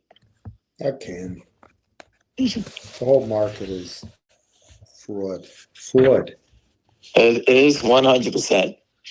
All right, everybody, I'll leave you with that. And I told you before, some guy told me I'm going to hear a new name. I'll post it. I don't have the money to play it. When I hear it, you'll know exactly what it is. You can ask me questions and I can go back to them. But again, I don't have the money to buy it. So, but I'll tell you when I hear it on Monday. All right. All right, everyone, have a great weekend. All right. Thanks. Thank you. All right. So that's him. I saw a Bumble, what's that? Babylon Bee headline. It said, Trump tells France he'll trade the Statue of Liberty for all the land we recovered for France in World War II. That's the Babylon Bee. I'll show you. Where's the gentleman here, Donnie? Let me just show you something, Donnie, very quickly. I don't want to get this whole subject going more than to sort of give you where my idea came from. I don't know where it came from, but I had the idea. All right, maybe I already lost that. Maybe I already lost that picture. It's all right, I can do without that one. Yeah, I lost that one. All right. So let me just show you quickly something. Now, I'm not a preacher. Don't you think I'm a preacher? But look at this, Donnie. European values, the legacy of St. Paul, the apostle. And it shows European ideals. And I don't want to quote anything, but Paul uses his letters to preach about freedom, equality, dignity, human rights, democracy, and the rule of law. Let me just take your comment off there. Freedom, equality, and dignity are bestowed on all by virtue of being human, by being made in the image of God, according to St. Paul. Apostle Paul reminds us that these rights are not earned, but divinely ordained. Paul's understanding of freedom is not individualized, but the freedom to love and serve God and others' heart. I'm not trying to get into being a preacher. These words of the Apostle Paul express powerfully the equality and unity of all people, which can be understood to extend to all human beings, regardless of faith. There are no distinction between human beings which could ever make any group of higher value than any other. Race and ethnicity, wealth, class and status, gender and gender expression. None of these aspects, which make us different from one another, affects either our equality before God or our entitlement to all rights and freedoms.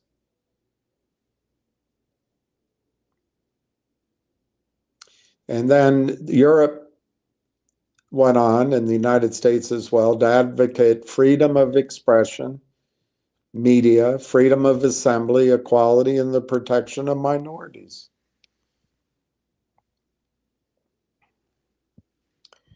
And it was my contention in one of these calls, and then I followed up and said it again yesterday. I wish I could find that one piece to show you, but I can't. I shan't then. I shan't, because I can't. Yeah, I can't find it. Anyway, point is, can't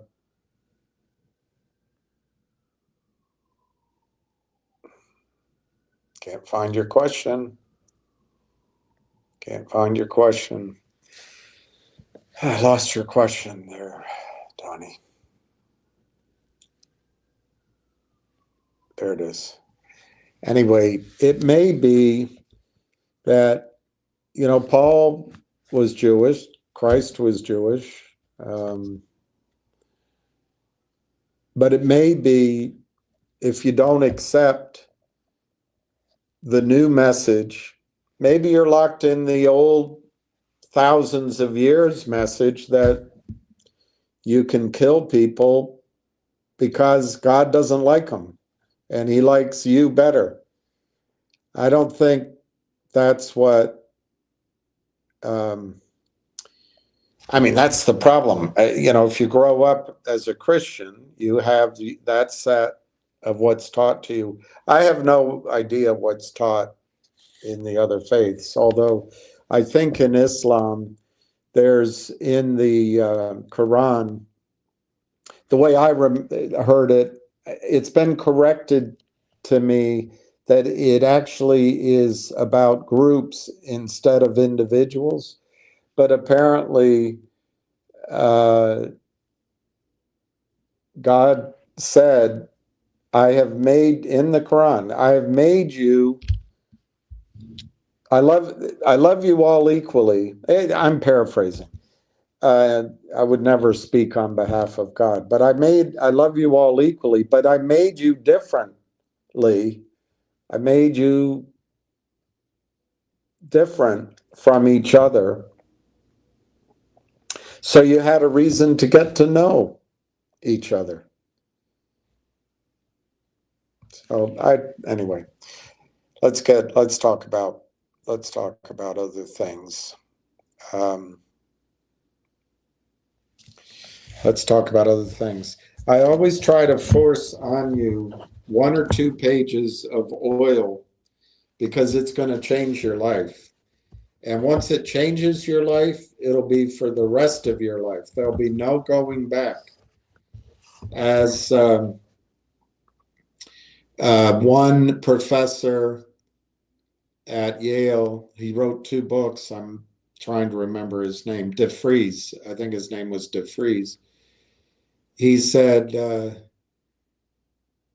one day you're going to be sitting there with your grandchild on your knee, and she's going to look up to you and say, Grandpa, what happened to all the oil? And your only answer is going to be, we burn it all. We burn it all. It's, I was listening to Charles Munger the other day. I couldn't believe it. This is a guy, well, he's dead now, 100-year-old guy who agreed with me. And it's not like I have genius thoughts, but why are we squandering this asset? There's nothing on this planet with the bounty of a barrel of oil, but we just burn it. We let people drive their souped up cars in races. We let people run their one kid to a soccer game, come home, run up to buy 1 carton of milk, come back. It's the most mispriced asset on the planet of Earth. This cup of coffee cost me $2.99. Are you out of your mind? That much gasoline would cost 50 cents, but that much gasoline would take a carload of people from here, and we'd probably get to Capitol Hill. 6, 7 people. Try to get somebody on a bicycle to bike, sitting in the front while you sit in the back, 8 people up to Capitol Hill for 50 cents.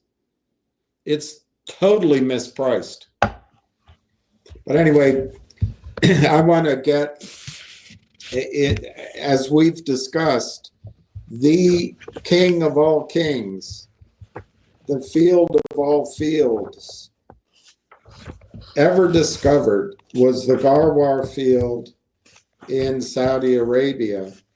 And the Garwar was discovered in earlier than it was drilled. Garwar is the greatest oil-bearing structure the world has ever known. Its superlative qualities cannot be overstated. It is unlikely that any new oil field will ever rival the bounteous production Garwar has delivered to Saudi Arabia and the international petroleum markets. Assuming Garwar is one continuous oil field, it is the greatest in the world. Garwar's cumulative production has exceeded the production of the next few largest oil fields by a factor of 2 or 3 since it first began producing in 1951. 1951. I wasn't born. I don't know how many of you were born, but the greatest oil field ever has been producing since before you were born. That's how old it is. Garwar has now, this book was written 20 years ago. This book is 20 years old. Garwar has now produced over 55 billion barrels of oil. In the last decade, its total output was on the order of 18 billion. So if we assume that it's produced at this same rate, for the last two, Garwar has produced, roughly 80 billion barrels of oil.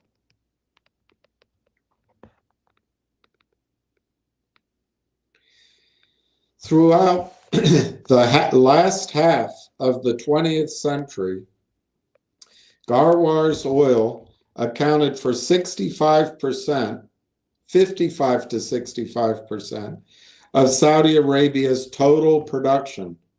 Garwar is the undisputed king of all kings. All right, so now we'll skip to page 289. The fates of giant oil fields outside of Saudi Arabia. So the question is, facing the inevitable. The word inevitable is usually reserved for events or outcomes which we would wish to avoid.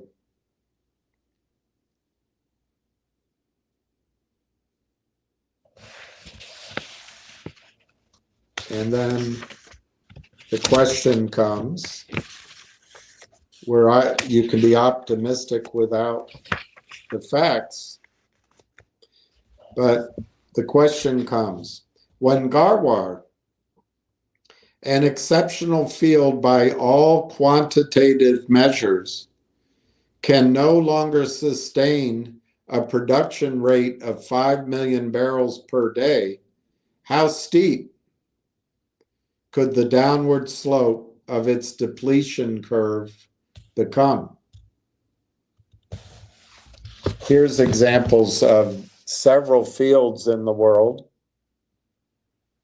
and their depletion. They go up and then they come down almost as quickly. That's Brent, North Sea, Prudhoe Bay, Russian Romashchenko, the Samotlor, that's also Russian. The Forties, the Slaughter, I don't know how to pronounce this, Gulfox, Osseberg, North Sea. Okay, the ultimate fate of even supergiant oil fields is known with certainty.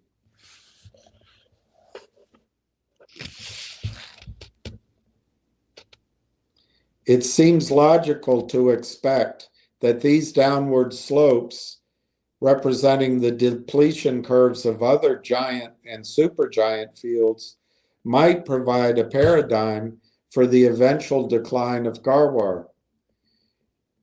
Now, this book was written 20 years ago. In the last 40 years, only 4 supergiant oil fields were discovered outside the Middle East. I can quickly ask if he knew about Brazil, the subsalt. And one could suggest that as they're not discovered, but as the United States applied horizontal drilling and fracking in the Permian and then in the Utica and the Marcellus for gas, that these were new discoveries. They're really not. Those were always known. But the production and the choice to produce from all zones in the Permian rejuvenated, and the Marcellus and the Utica, and a couple of other places in the United States. I don't know how he addresses those because he was killed before those really came on. In the last 40 years or so, only 4 supergiant oil fields were discovered outside the Middle East. The 4 fields whose production exceeded 1 million barrels a day. That's the definition of supergiant, producing over 1 million barrels a day. Garwar, 5. All right. China's Daqing was found in 1961. Russia's Samatlor field was found in 1963. Alaska's Prudhoe Bay was found in 1967. Cantarell in Mexico's Bay of Campeche in the Gulf of America was found in 1975. So let's talk about, he lists them. Alaska's Prudhoe Bay oil field. Prudhoe Bay and Samatlor were both estimated to have about 10 to 15 billion barrels of recoverable reserves. Remember, it's possible Garwar's already produced 80 billion. And Prudhoe Bay and the Samatlor fields both were estimated to have 10 to 15 billion barrels of recoverable reserves based on original oil in place of 25 to 30 billion barrels. The managers of both fields originally planned their depletion programs to produce 1.5 to 1.8 million barrels a day. Here is an overview of Prudhoe Bay, that's Alaska. From 1979 to 1980, that was when Prudhoe Bay reached plateau production until output peaked in late 1989. Prudhoe Bay's production stayed at a steady 1.5 million barrels a day. So for a decade, the 80s, Prudhoe's production stayed at 1.5 million barrels per day. Garwar produces 5 million a day. All right, so from 1989, when Prudhoe Bay peaked, its production experienced a steady decline despite aggressive drilling to create more development wells and despite re-injection of all the dissolved gas produced with the oil. By 2004,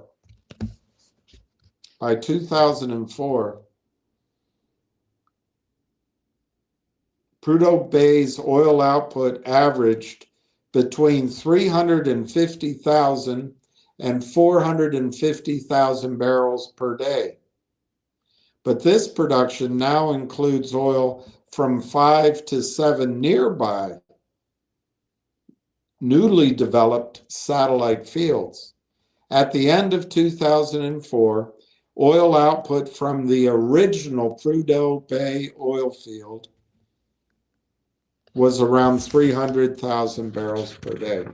So you can see the satellites don't add that much. Before it began production, Prudhoe Bay was initially estimated to yield 10 billion barrels of oil. Estimates in 2004 predicted its ultimate recovery would reach 13 billion. This improved ultimate recovery had no impact on the production rates during the plateau years of Prudhoe Bay, nor did it have an impact on the timing of peak production.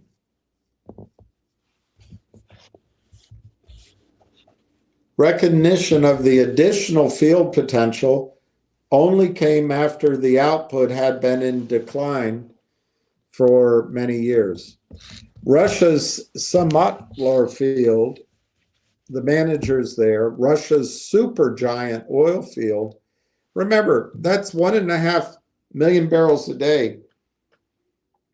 The Garwar field produces 5 million a day, or did.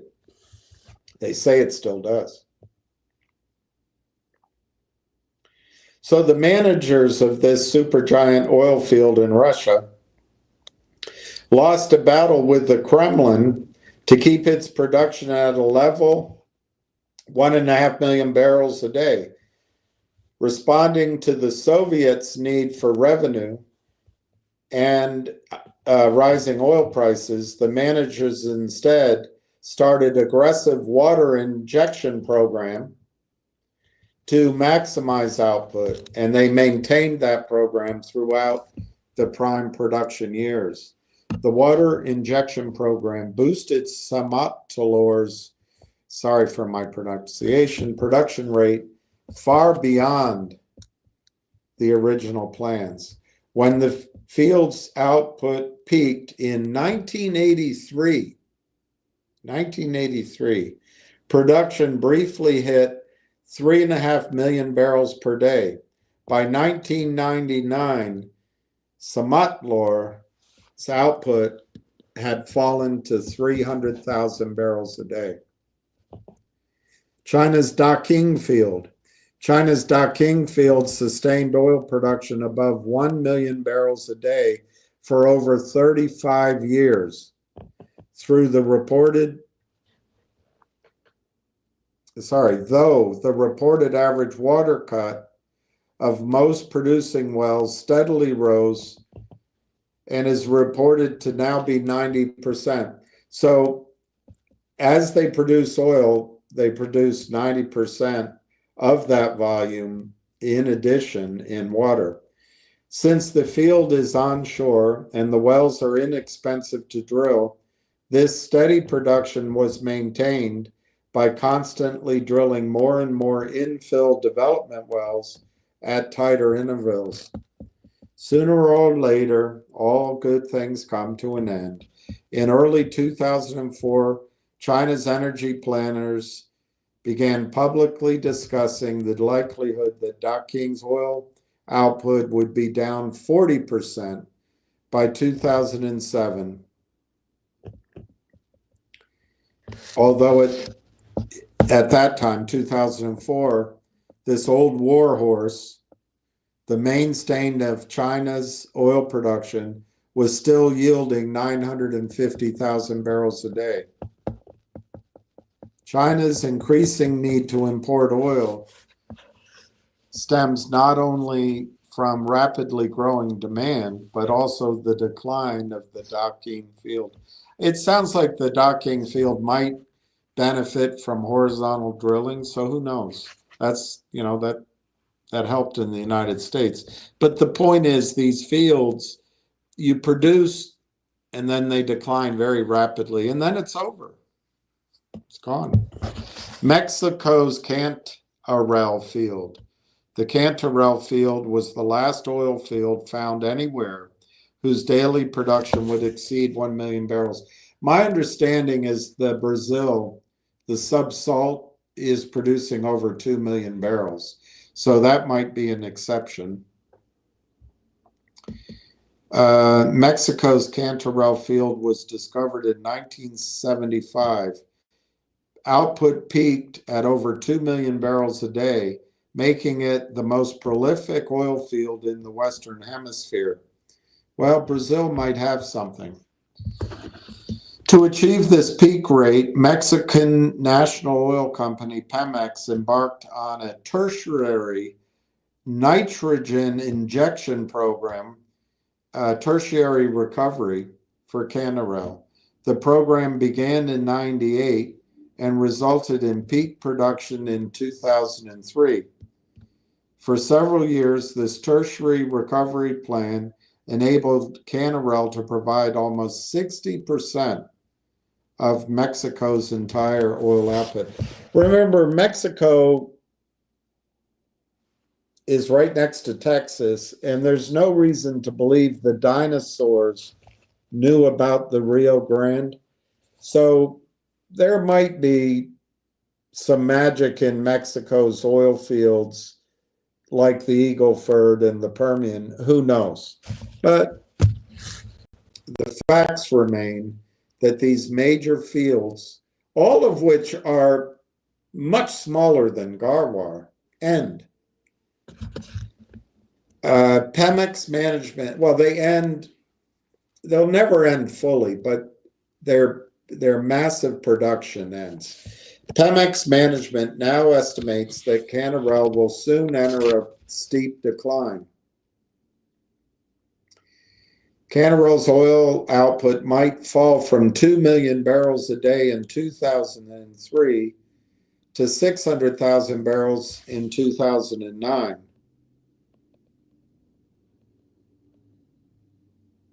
All four of these supergiant oil fields achieved steady, high production rates for a lengthy period of time, and some by injection. And that's what's going on in the Garwar field.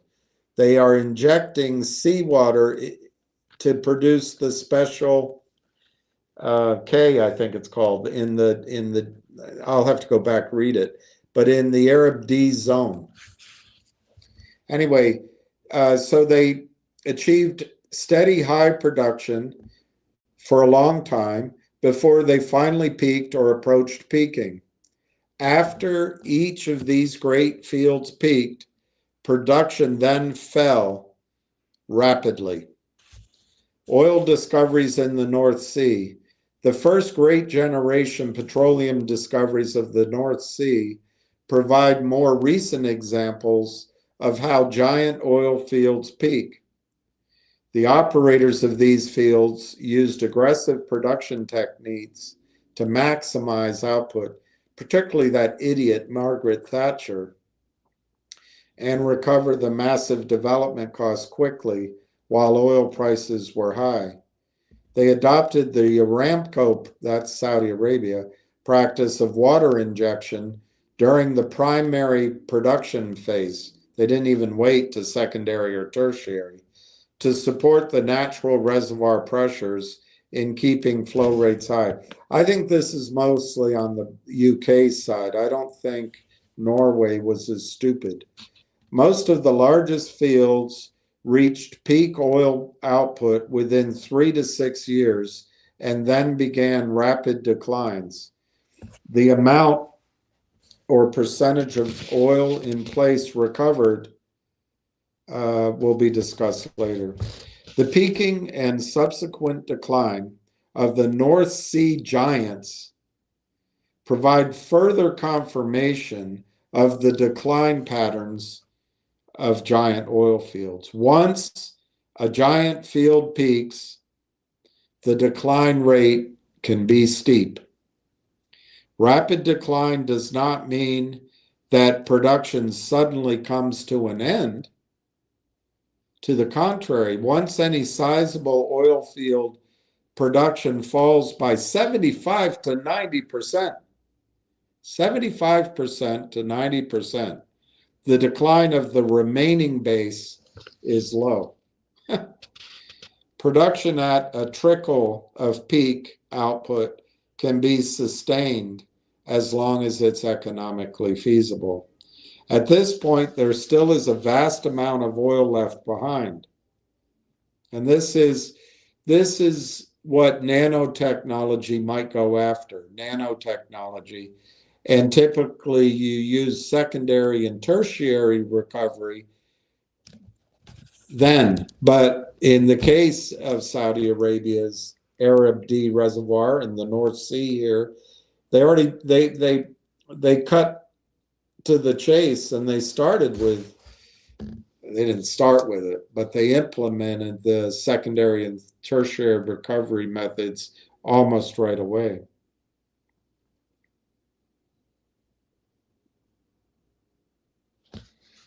Once this last phase, the lower production, the last phase of an oil field begins, the volumes of oil produced are always far below peak rates, and the amount of water each well produces grows, so the cost and physical effort to produce these low volumes are quite high.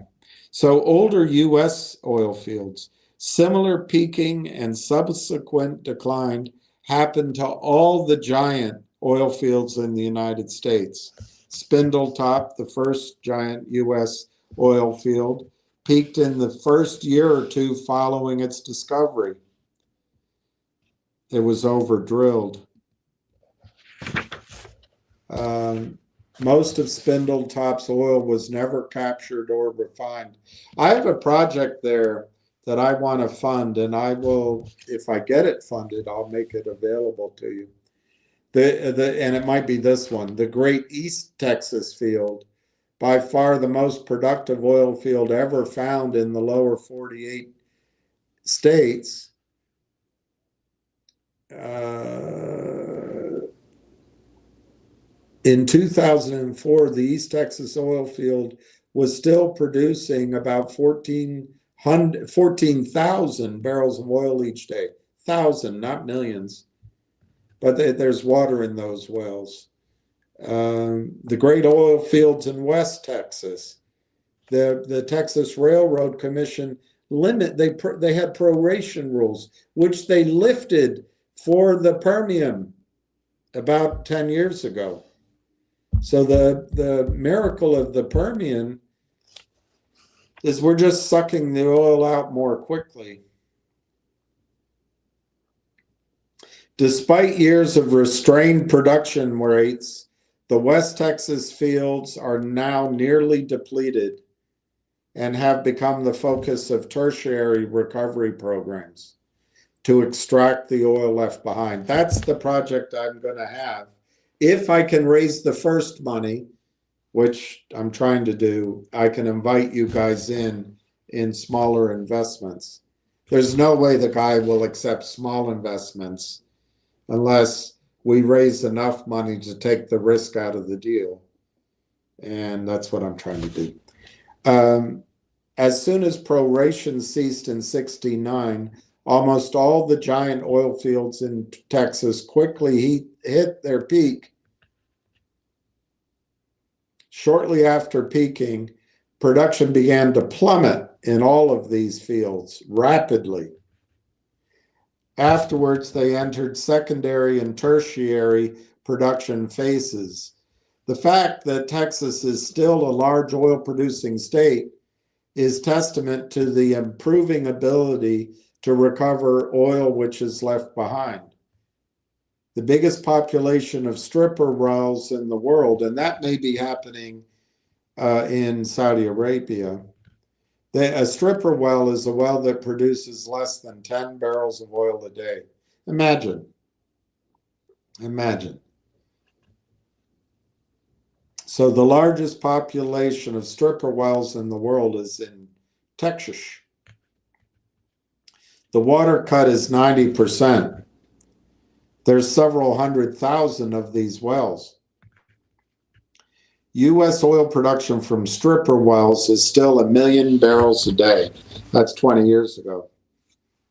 Ironically, had the Texas Railroad Commission not enforced proration in order to save domestic oil business from financial ruin, U.S. oil output from the lower 48s would have topped out at least a decade before 1971, well before the bounty of the North Sea and Alaska's North Slope saved the day. Anyway, I'll stop there. Question you have to ask is, can Saudi Arabia continue to produce 5 million barrels a day? And is it even doing it from the Garwar field? Can Saudi Arabia continue to be a major exporter of oil in your lifetime?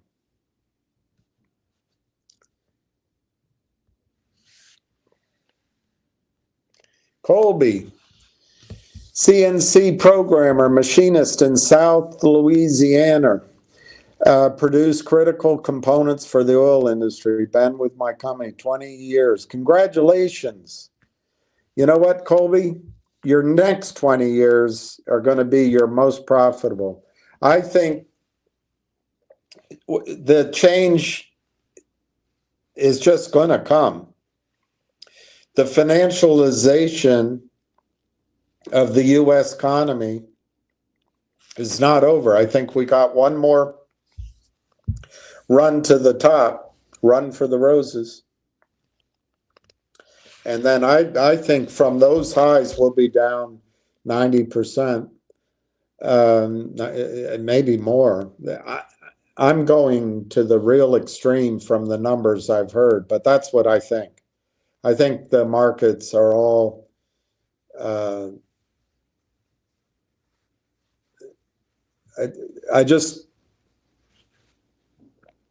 markets come down very quickly and they overshoot.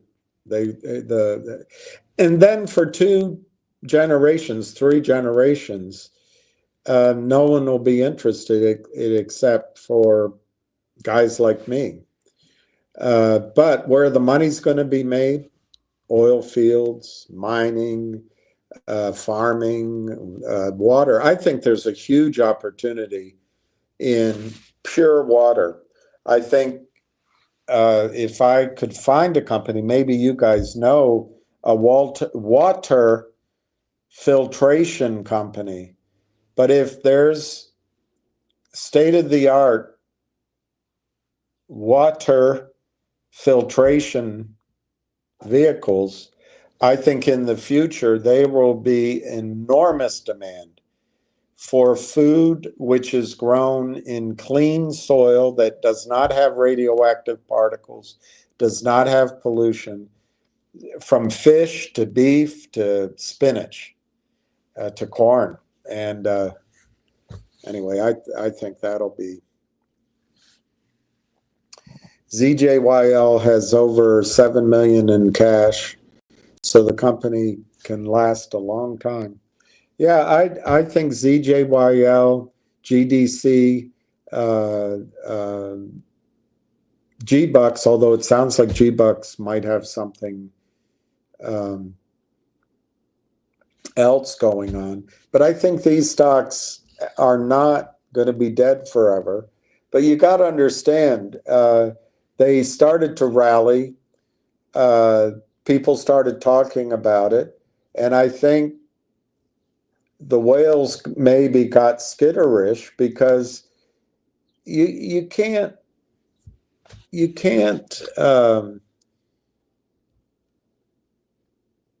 appear to be doing what the shorts do. The shorts collude, they cheat, they spoof, they cooperate, they front run, they break all the laws. But the shorts are protected by Adina Friedman, Robert Cook, Stevie Cohen, Ken Griffin, the SEC, Charles Cromwell. These criminals are protected by the system. The system not only looks the other way, they encourage the crimes. Look at the Kramers. They just settled again with the SEC. It's never going to stop, ever. But longs can't do that. They cannot do that, nor can they appear to do it. It's not a question of whether they do it. They can't appear to do it. So I think in the case of ZJYL, GDC, and maybe some of these others, it got all hot and bothered. Best thing to do is step away. Just step away. Let them settle down. And let people get bored. We are not the movers in these stocks. We are not the reason they went up. We're not the reason they went down. Something is happening. The battle is joined with much bigger players on both sides. But we're the talkers. We're the ones that blab. We're the ones that come on. Is there any news? Is there what's happening? Is there a rumor? Do you have a rumor? Can you tell us some news here on YouTube that nobody else knows? I mean, professionals run away from that kind of scene. I mean, that's a bad scene. So that's what I think's gone on with these stocks. They were running, and then there was talking, and to the extent that maybe by chance there was a momentum building, because remember, longs also trade off of charts and patterns, and they have computers too. And you cross the Fibonacci 0.265x and you double spot count, and it rapidly hits the Elliott wave, the C count in the fifth Elliott wave, and it's whatever. The computer has all that. But I think the fact that these stocks have drifted lower is not a reflection that they've lost the support of longs. I just think they wanted the enthusiasm to die out.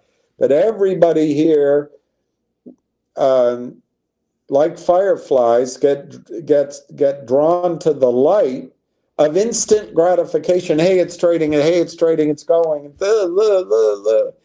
And that's what they count on. I mean, the advantage they have is they have unlimited amount of shares to sell because Adina Friedman is focused on getting women on the boards of companies. Look at Europe. Europe went woke. What happens when you go woke? What happens to NASDAQ when it goes woke? But anyway,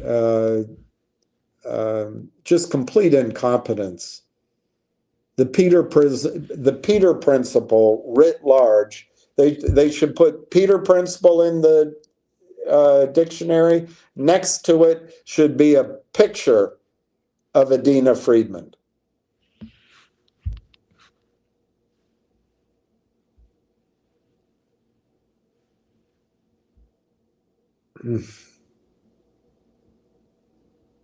Is the world better for this big experiment that we're doing? Who decided that women should leapfrog beyond their experience, beyond their length of service, beyond their taking risks and learning lessons, that women should leapfrog in all manners of high-paying jobs and leadership? I watched a video last night. I didn't watch all of it because it's been predicted. In fact, Matt Simmons, who's the big peak oil guy, the other thing he talked about is iron, is rust.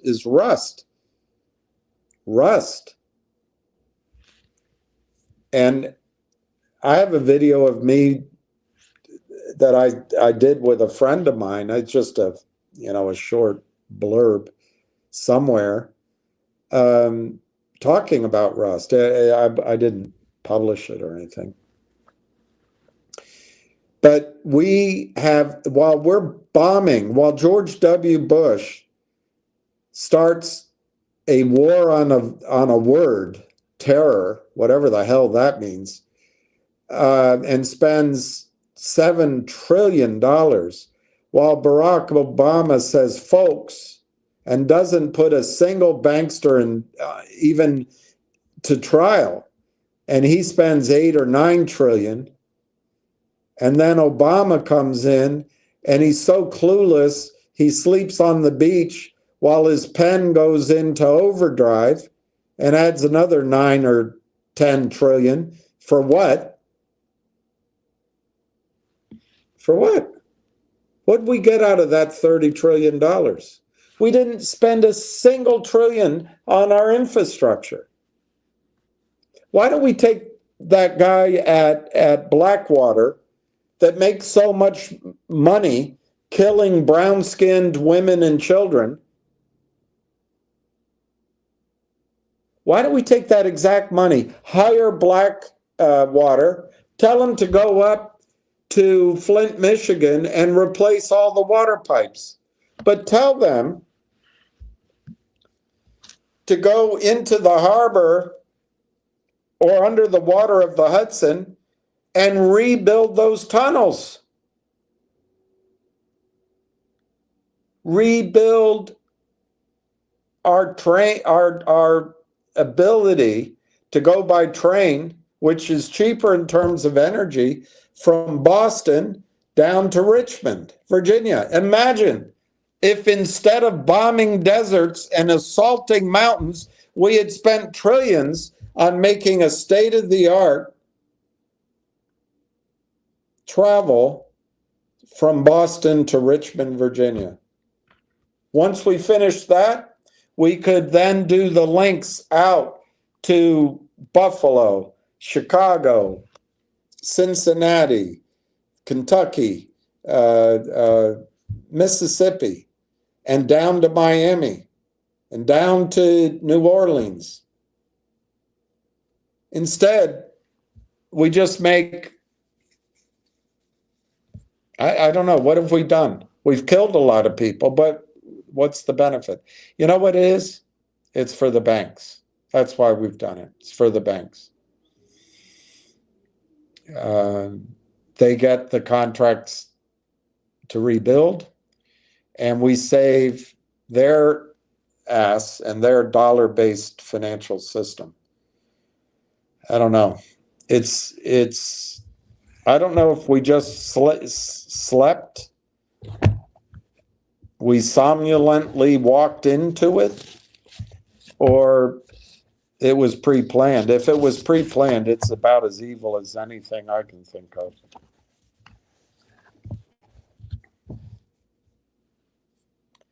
Thank you. Thank you, ATG64. If I had $1 every time Finger was going to go, I can retire. Well, thank you. I think you're a computer, and but I think it's an important observation. We talked today about, I guess, 4 stocks.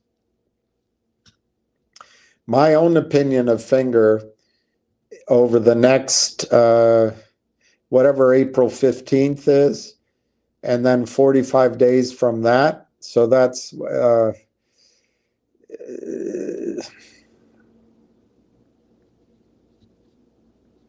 let's say 2.5 to 3 months. I think over the next 3 months, Finger Motion can go to $3, maybe $4. And that's a hell of a trade. I would have, I was going to prepare that, but I ran out of time. I'll try to do it for another call, maybe tomorrow or Monday. But Ham bought a bunch of calls for March, that the $2 calls of Finger that expired worthless. What I would have done, and I didn't have the money, but I said it at the time, and it's not about patting me on the back. I'm just trying to show you a different strategy. I would have purchased, and I wanted to when Finger was around $1.04. I thought it was starting to look good. I would have purchased the March $1 calls. I think Ham bought 700 of the March $2 calls. I doubt I could have bought, I don't know. I might have been able, with the money I had, maybe buy 1,000 or, and then not 1,000. I'm talking about 1,000 shares. So maybe at most, I don't think I could have afforded 100. 100 probably would have cost $2,500. I don't think I could have done that. So probably I would have bought 10 or 20.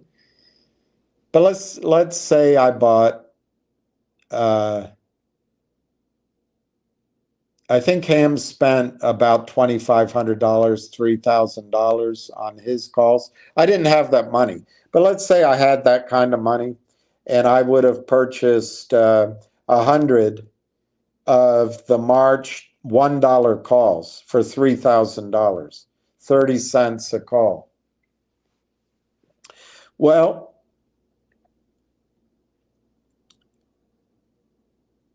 where would I be right now? I would have, I'm going to use round numbers. The calls would have expired at $1.50 or $1.40. Let's use it. I don't know where the stock closed. Let me just look. $1.56. So let's just use $1.50. Actually, I should use the whole thing. $1.56. That's where it closed. Let's use $1.50. So my 100 calls that I paid 30 cents for would be worth 50 cents at the close of a month. Well, that doesn't sound good, does it? But at least I have now $5,000 to invest instead of the $3,000 I started with, and I can do it again. I could go Monday morning now and look at the next $1 calls. Had Ham been right, and the stock, and I'm not saying he won't be, but timing these things is nearly impossible. If the stock had gone to 3 or 4, I would have made money, and I could have rolled up.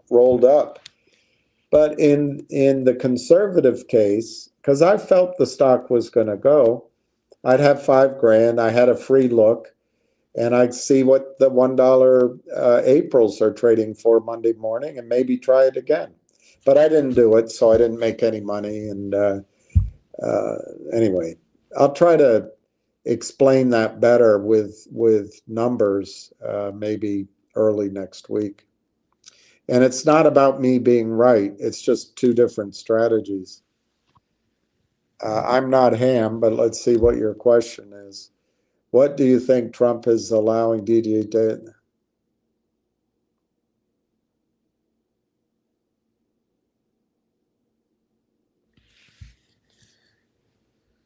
Another question written by a computer. What do you think Trump is allowing in DJT to have CEO Nunes and board director Eric Swider are starting a new SPAC, Renatus, going public on NASDAQ May 6, 2025.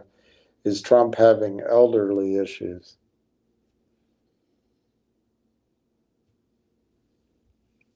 Well, I don't think Trump,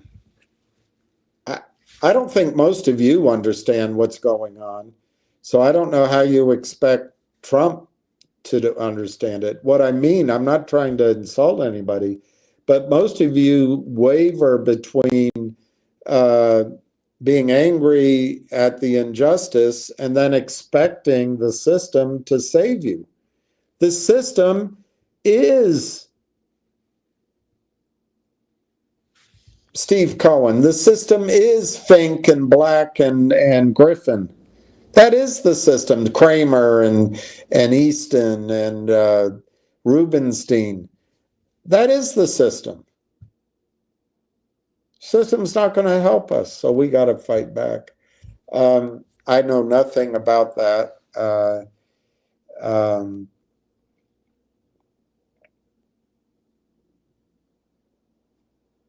I think there is a short position in DJT, but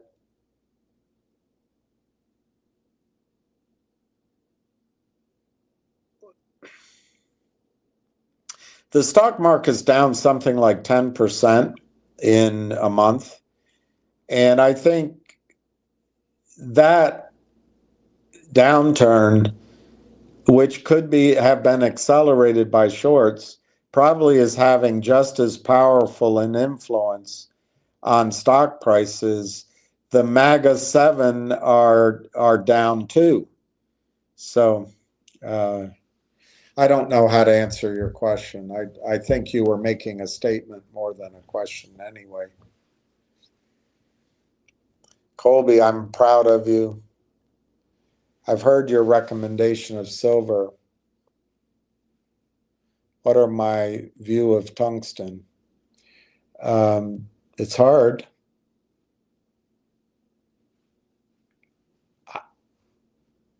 I think almost any commodity is going to go up and be in demand. But Ramon, the reason I'm pushing silver is not, everybody's talking about it now. And I've spoken about silver with you guys, I think for 2 years, but I could be wrong. But if you knew me, if you hung out with me, if you walked across the street from my house almost every evening to have dinner with neighbors at Rosemary's Time outside, a fresco or in on the bar or maybe at one of the tables. 20 years ago, I was talking about silver, and gold. But silver is the more powerful story. And, I ended up buying silver instead of Bitcoin. I wish I'd purchased Bitcoin, but about 15 years ago, I also put money into mining some 3 different mining companies, maybe 4.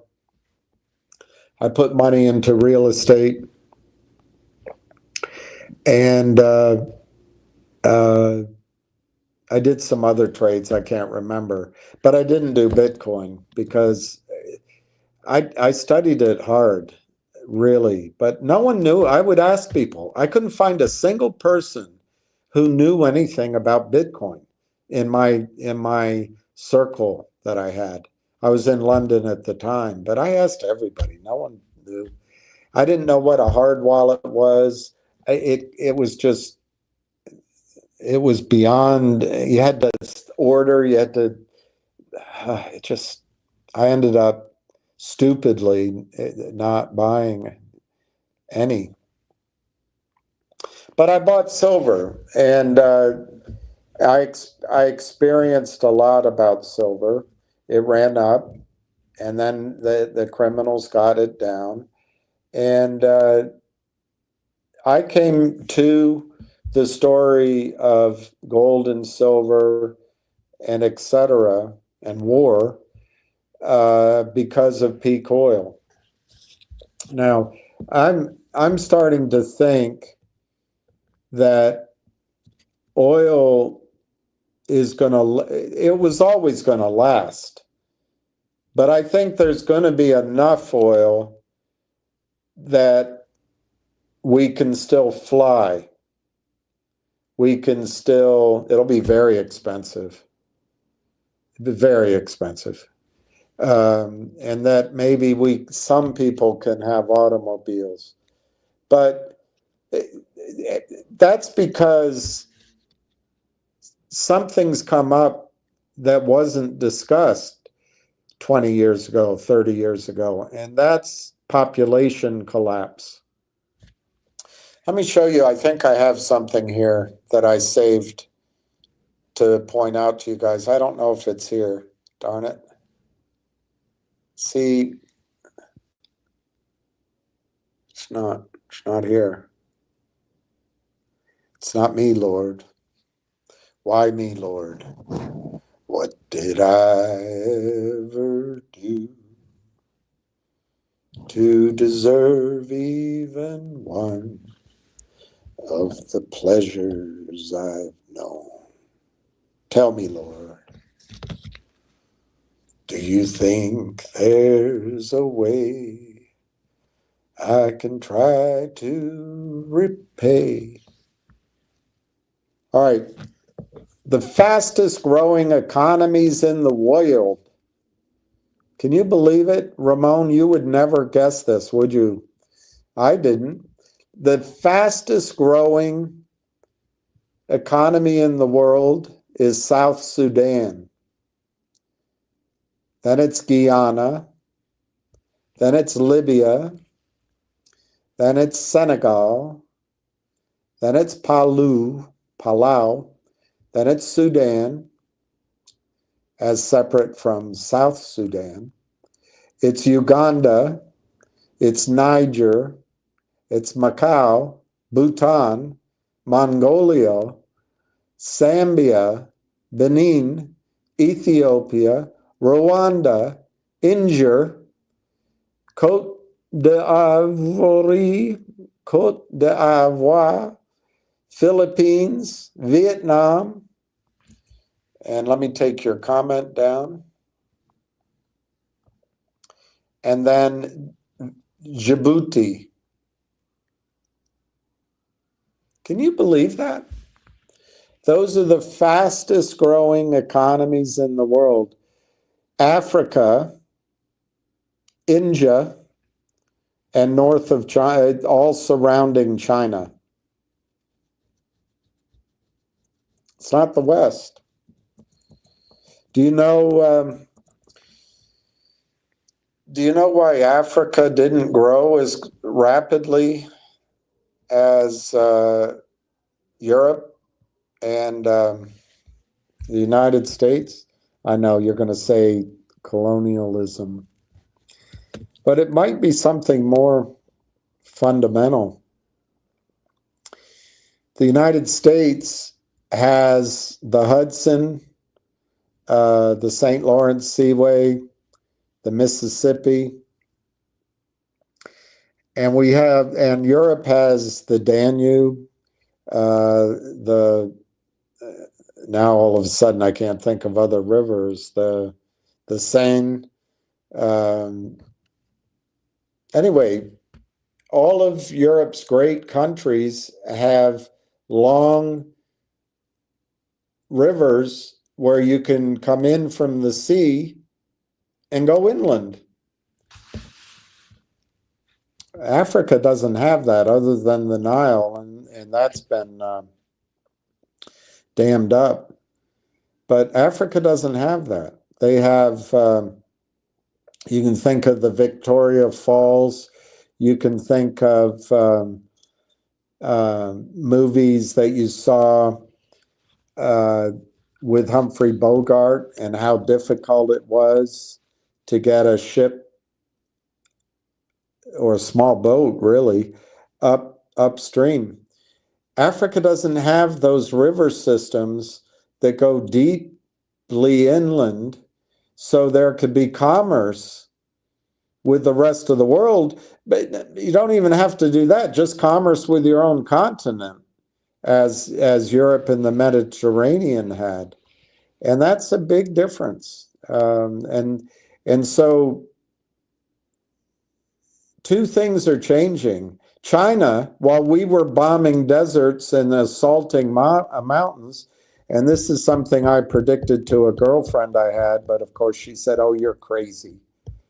I didn't write it down, so I can't prove it to you. But China focused on spending her money on developing Africa.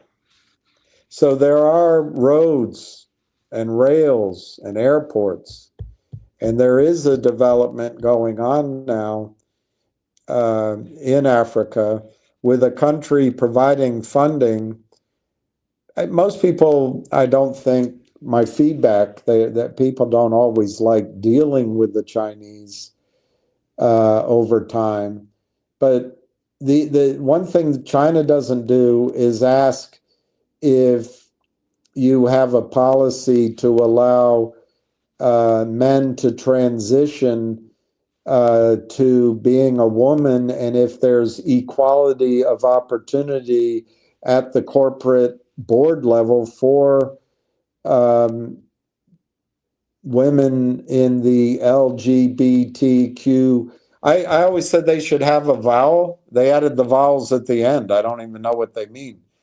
But China doesn't complicate everything with how are you treating blonde women.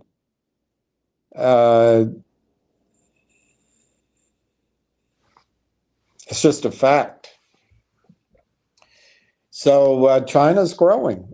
Sorry, China's helping Africa grow by providing transportation. The other thing, though, that's happening in Africa, you'll never believe it, is oil. They are finding oil. None of it is in the size, although I wonder, on the east coast of Africa, I stood in a meeting once 15 years ago, longer, with a bunch of oil guys. And, they were showing me a chart of oil production. They were looking at the Caspian Sea, but it had all the oil fields of the Middle East. And I said, why? I mean, why couldn't oil come down here into Africa? Oh, you don't understand how it is. And anyway, I guess I was wrong. But they are finding oil now in Africa, and that's why some of this growth. The other thing is they have population. They have young people. They have burgeoning, growing populations. In the rest of the world, to get back to how I started on that, we're having population decline. So I don't know what that means for peak oil. But I do know the world believes that Saudi Arabia can provide instant production of oil anytime we need it. And that's not the case anymore. So I got into silver, going back to your question. I got into silver and gold primarily because if you take the idea that inexpensive energy is going to disappear, not energy, but inexpensive, this sense of endless energy. The reason that money is loaned out is because of the idea of growth, ever expanding growth, whatever the hell that means. These geniuses that have created all that debt are going to panic the day they realize that the inherent decline curves in oil production around the world about 5%. That means the world has to increase production 5 million barrels a day every year just to spin, just to break even. We have to increase production, find new production of 5 million barrels a day just to stay even. And that number goes up, by the way. In rough numbers, the world produces 100 million barrels a day and consumes 100 million barrels a day. That's a teeter-totter. That it's not going to take much. Now, there were some extra sources of oil. Iraq, until we got a lot of bombing going on, but it's still there. There was Libya, which we got a lot of bombing going on, but it's still there. That Russia Russia's increasing a little bit somehow, but I don't think they can sustain it. And then the Permian. And the magic of the Permian might be coming to an end. That doesn't mean we can't make money in oil. And then you add in natural gas, which is not oil, but you can measure it as an oil equivalent. And all the drilling that the United States has done horizontally has added, no question about it. It's in the numbers. And that might be helping a bit in the Middle East. But it's not going to, the decline curves in horizontal wells,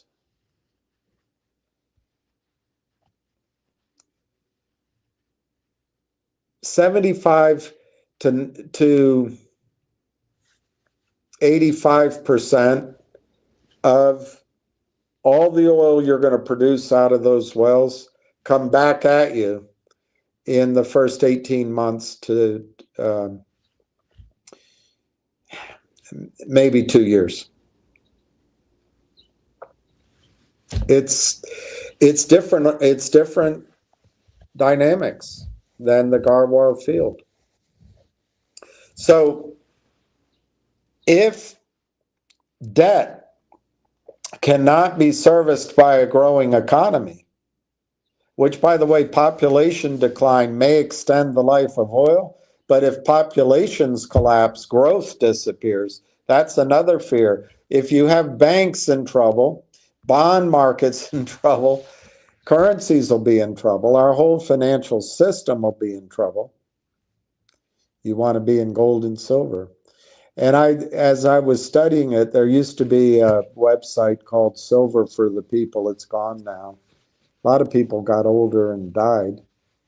But I just found out how terrible the corruption was in the silver markets. And it got extended, Ramon. It got delayed by, I think, 3 things. One was they're all interrelated, by the way. They're all interrelated. One was the helicopter Ben, the modern monetary theory. Modern monetary theory.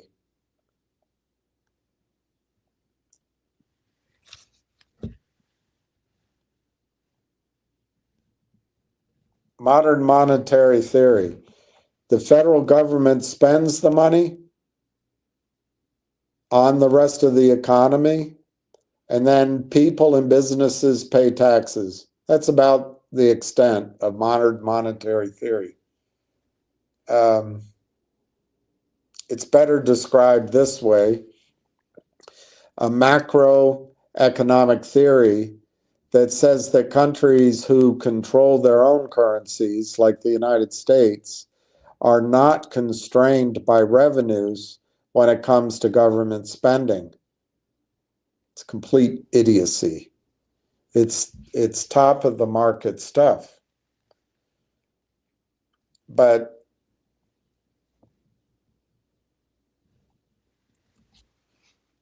I think that delayed the reckoning that was coming in the silver markets and others, because printing all that money and simultaneously expanding the Fed's balance sheet by buying bonds, they drove interest rates down. Typically, that creates a bull market in financial assets, real estate, and oil drilling. And that's what happened. And so people, their suppression of gold and silver continued apace. It did not continue in China, Russia, Asia, Southeast Asia, Middle East, to a lesser extent. Middle East is a lot of Western thinking in terms of the financial system. But the continued accumulation of gold and silver in physical form let's call it in the East,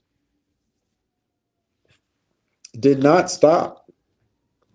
But in the West, ownership of gold and silver stayed non-existent. And in fact, one of the reasons I see silver going up is there was no money spent in mining. Money went to NVIDIA, the tattooed lady. Money went to the MAGA 7.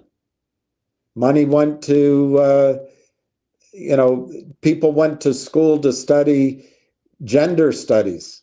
Very few people went to school to learn how to be an engineer or to learn how to be a geophysicist or any of that.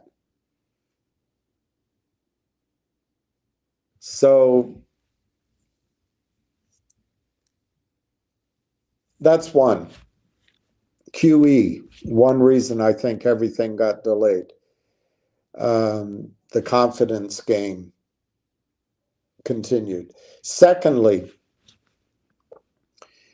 I think because of cheap money, inexpensive money, the idiots on Wall Street who you all look up to, and I'm not, when I use the you, it's the English language, the plural, not the singular, and I mean, I include myself, but we all look up at these financial guys like they're giants, they're geniuses. They're just crooks. Just crooks. And they're also got lucky. They lived in a period of U.S. dominance and financialization. They're not any smarter than you are, but they've learned some tricks. So anyway, the second thing is these guys and women created products which they sold to institutions, sold to retail, to drill horizontal tight shale wells in the United States. And they put together private money, retirement money, drilling partnerships to drill on a scale unbelievable horizontal wells in the United States. Well, most of the wells are not economic financially unless you have cheap, endless, stupid money. And it was stupid money. But what did they get for it? Fees. They got fees. And they could primp and wear their suits, walk in without a tie, and say things like, in our endless opinion, the beta and the gamma, the delta, and it just all overwhelms you because they're so genius. All they did is get huge amounts of money, charge 2% a year to manage it, and then get 20% on the back end. And hey, they're great guys and girls. Well, turns out that a lot of that drilling was just cannibalizing itself. It's like being on a hamster wheel.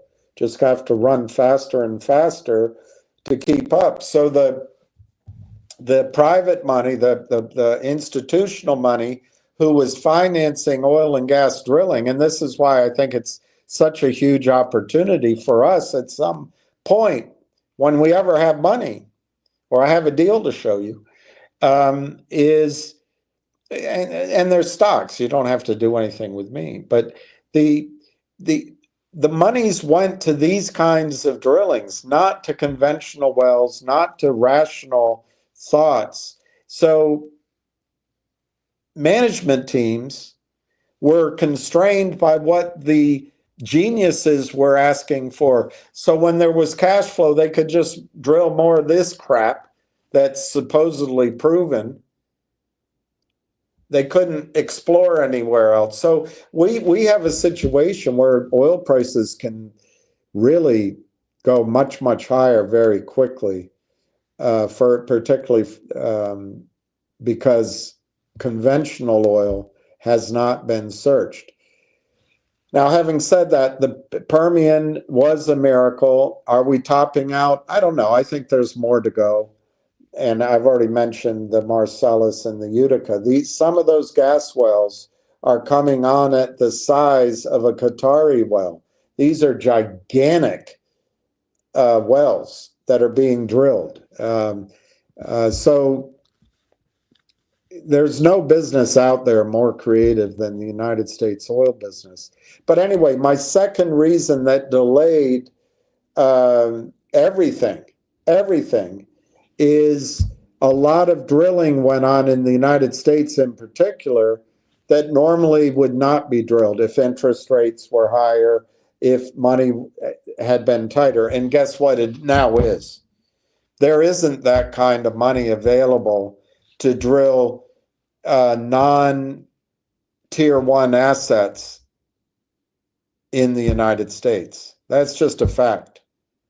So, I mean, it's, how do I prove that fact? I guess it's really anecdotal, so maybe it's not a fact, but that's what's going on.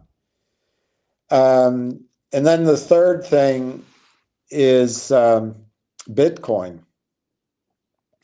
I think a lot of the money that would have speculatively gone into silver and gold went into Bitcoin.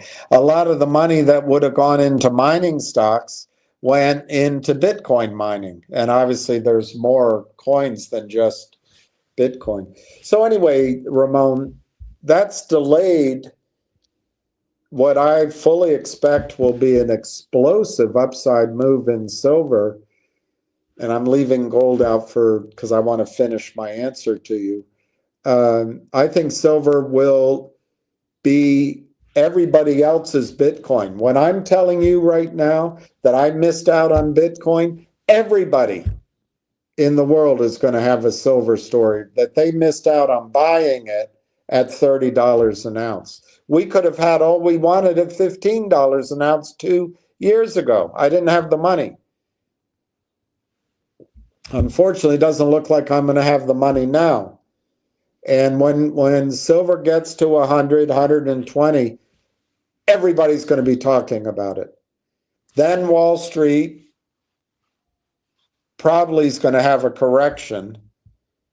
But then Wall Street's going to come at you with all of the products in the world to invest in silver, just like Bitcoin, ETFs, drilling, mining partnerships. You'd be surprised. And then all I can show you is the shuffle through the shit they create, and I hope there's a good one. Right now, you can take control of your financial future by buying silver, and you don't have to package it. You don't have to listen to some guy put your name on an envelope and fly down. You don't have to go to lunch, one of these dinners with a group of investors and have some woman from Wall Street tell you, and you can come into this product and here, open up the glossy, here's a presentation, and we're going to give you an 8% return, and you've got an equity kicker. And by the time that happens, the juice is out of the lemon. Get the juice. Buy silver right now. Silver, Ramon, I showed you the debt. I showed you the debt of the presidents. I think I did. Look at the debt of the presidents. $2 billion under Reagan, $2 or $3 billion under Bush. Clinton kind of was the same as Reagan because of Congress, they'll argue, but he actually got it settled up. And then the Popinjay president came in and spent 7 or 8 trillion. And then came in Obama, who was just a joke. I voted for him twice, and I'm embarrassed. He spent 10 trillion, and then they've got Trump there in caricature. Maybe he spent 8 trillion. I don't know. But by then that wasn't as high a percentage. But this is a train that won't stop. And now under Biden, the question when this chart was, is he going to take us to 40 or 50? And the answer isn't known yet. You know why? Because his policies are still in motion. But I've said that I think we'll get to 100 trillion. I think everything will go further than even the most rational analysis. So in all that case, people say Bitcoin's going to go to $1 million a coin. They say houses are going to go up. Nvidia is going to go up. Whatever, all the MAGA 7 stocks. I say silver's going to go up. And gold. But silver is a tiny market, very small. I don't have it in my head. But Rhode Island could kick its ass in war. And you could carpet it from end to end. It's that small. Yes, Arthur, we understand it's small.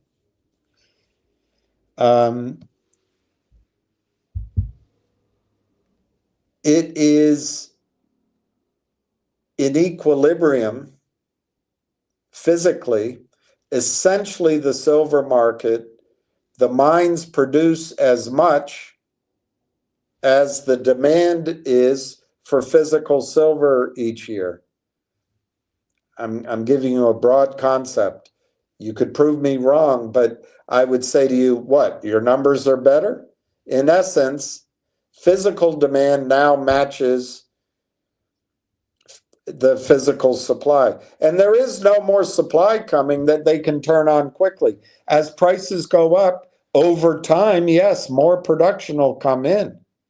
But so is more demand going to come in. Like a fast-moving train. Not slow-moving, fast-moving. And then silver has uses, and I'm not going to bore you with that, but they have real-time uses. So it gets consumed, unlike gold. Gold sits there. And the biggest thing about silver, Ramon, is it still is below its nominal highs. Silver was $50 in, I think it was 51 or 49. Anyways, $50 in the 80s under Hunt.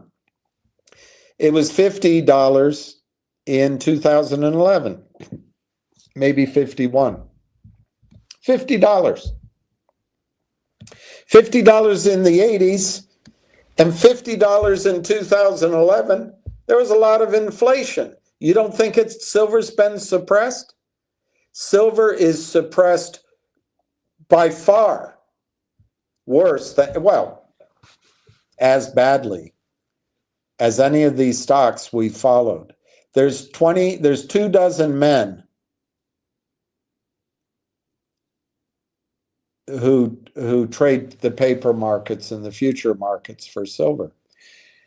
So my understanding is there's 200 to 300 million ounces of silver kind of squashing around that sort of is available to meet demand if a battery maker asks for silver for their batteries, like Tesla, or a phone manufacturer like Apple asks for silver for their phones, or a bomb maker asks for silver for their cruise missiles, or a computer manufacturer, a radio manufacturer, an automobile manufacturer asks for their silver, and that month the demand for physical silver exceeds what comes available from mine supply.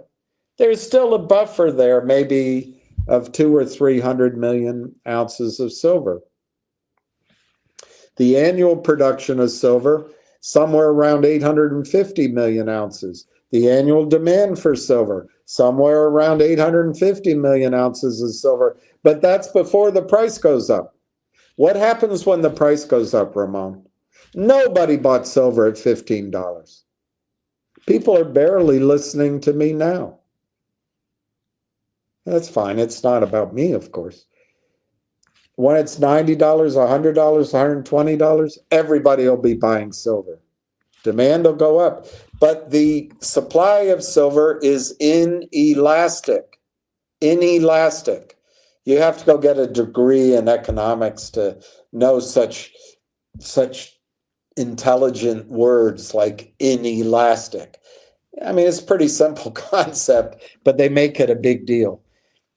You can't get any more supply. It's very hard to get more. Maybe they get it up a little bit, but just because the price goes up for silver, the supply will be inelastic for a while. For a while, maybe for a long while. As the price goes up for silver, a lot of resources which are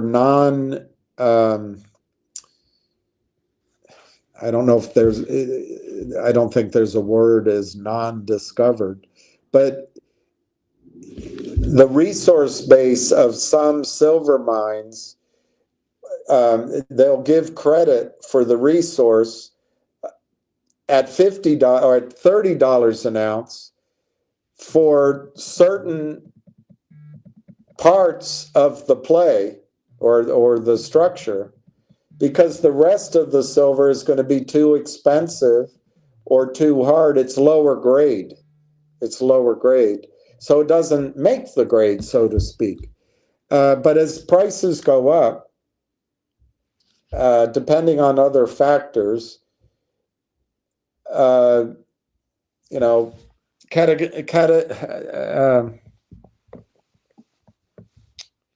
all things being equal, as prices go up, the proven resource will expand because some of the less quality reserves will become economic. But that's not 100% true. It doesn't mean that it will come to market right away. Why isn't it 100% true? It assumes then that oil prices, energy prices, steel prices, other inputs into the mining don't go up to more than offset the benefit of higher prices of silver. So there'll be a period of time where it doesn't matter as the price goes up.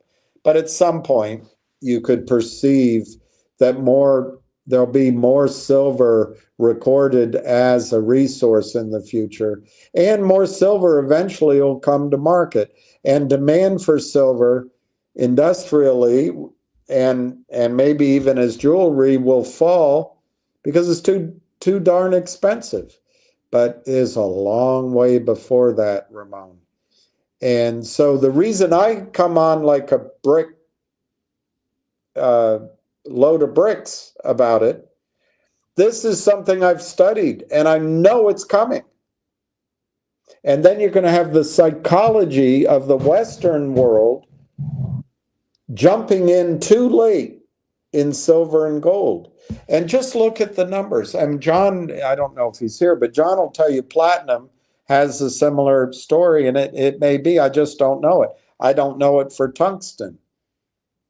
But I'm sure it applies to platinum and palladium and unobtainium. But, and you know, all the things, all the eums.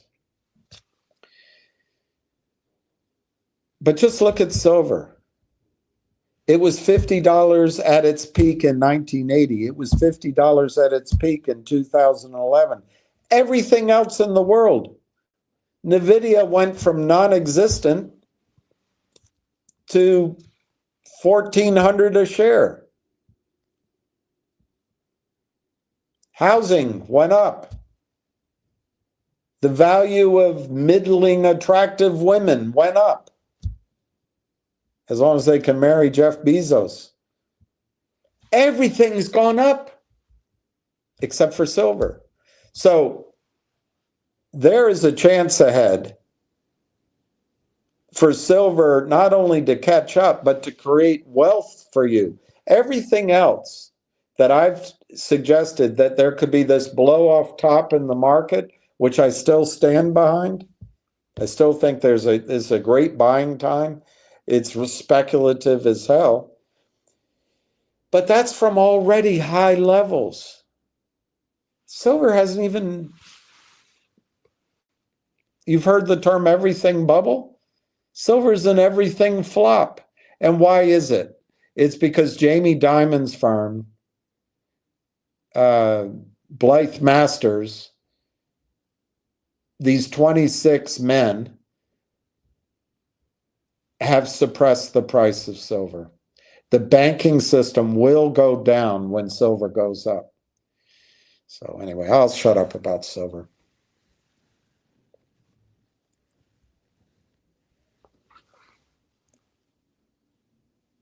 That's interesting. Finger, they want to borrow your shares. I believe Finger was squeezing, and Fidelity was the company in trouble last time. So it's very interesting. It's very interesting. All right, it's 4 o'clock. I think we've been on long enough. Maybe there's something else. There was something else I wanted to show you, but I think I shan't. Maybe I can find a quote from Winston Churchill that I haven't read before. Okay, here's Winston Churchill. For myself, I am an optimist.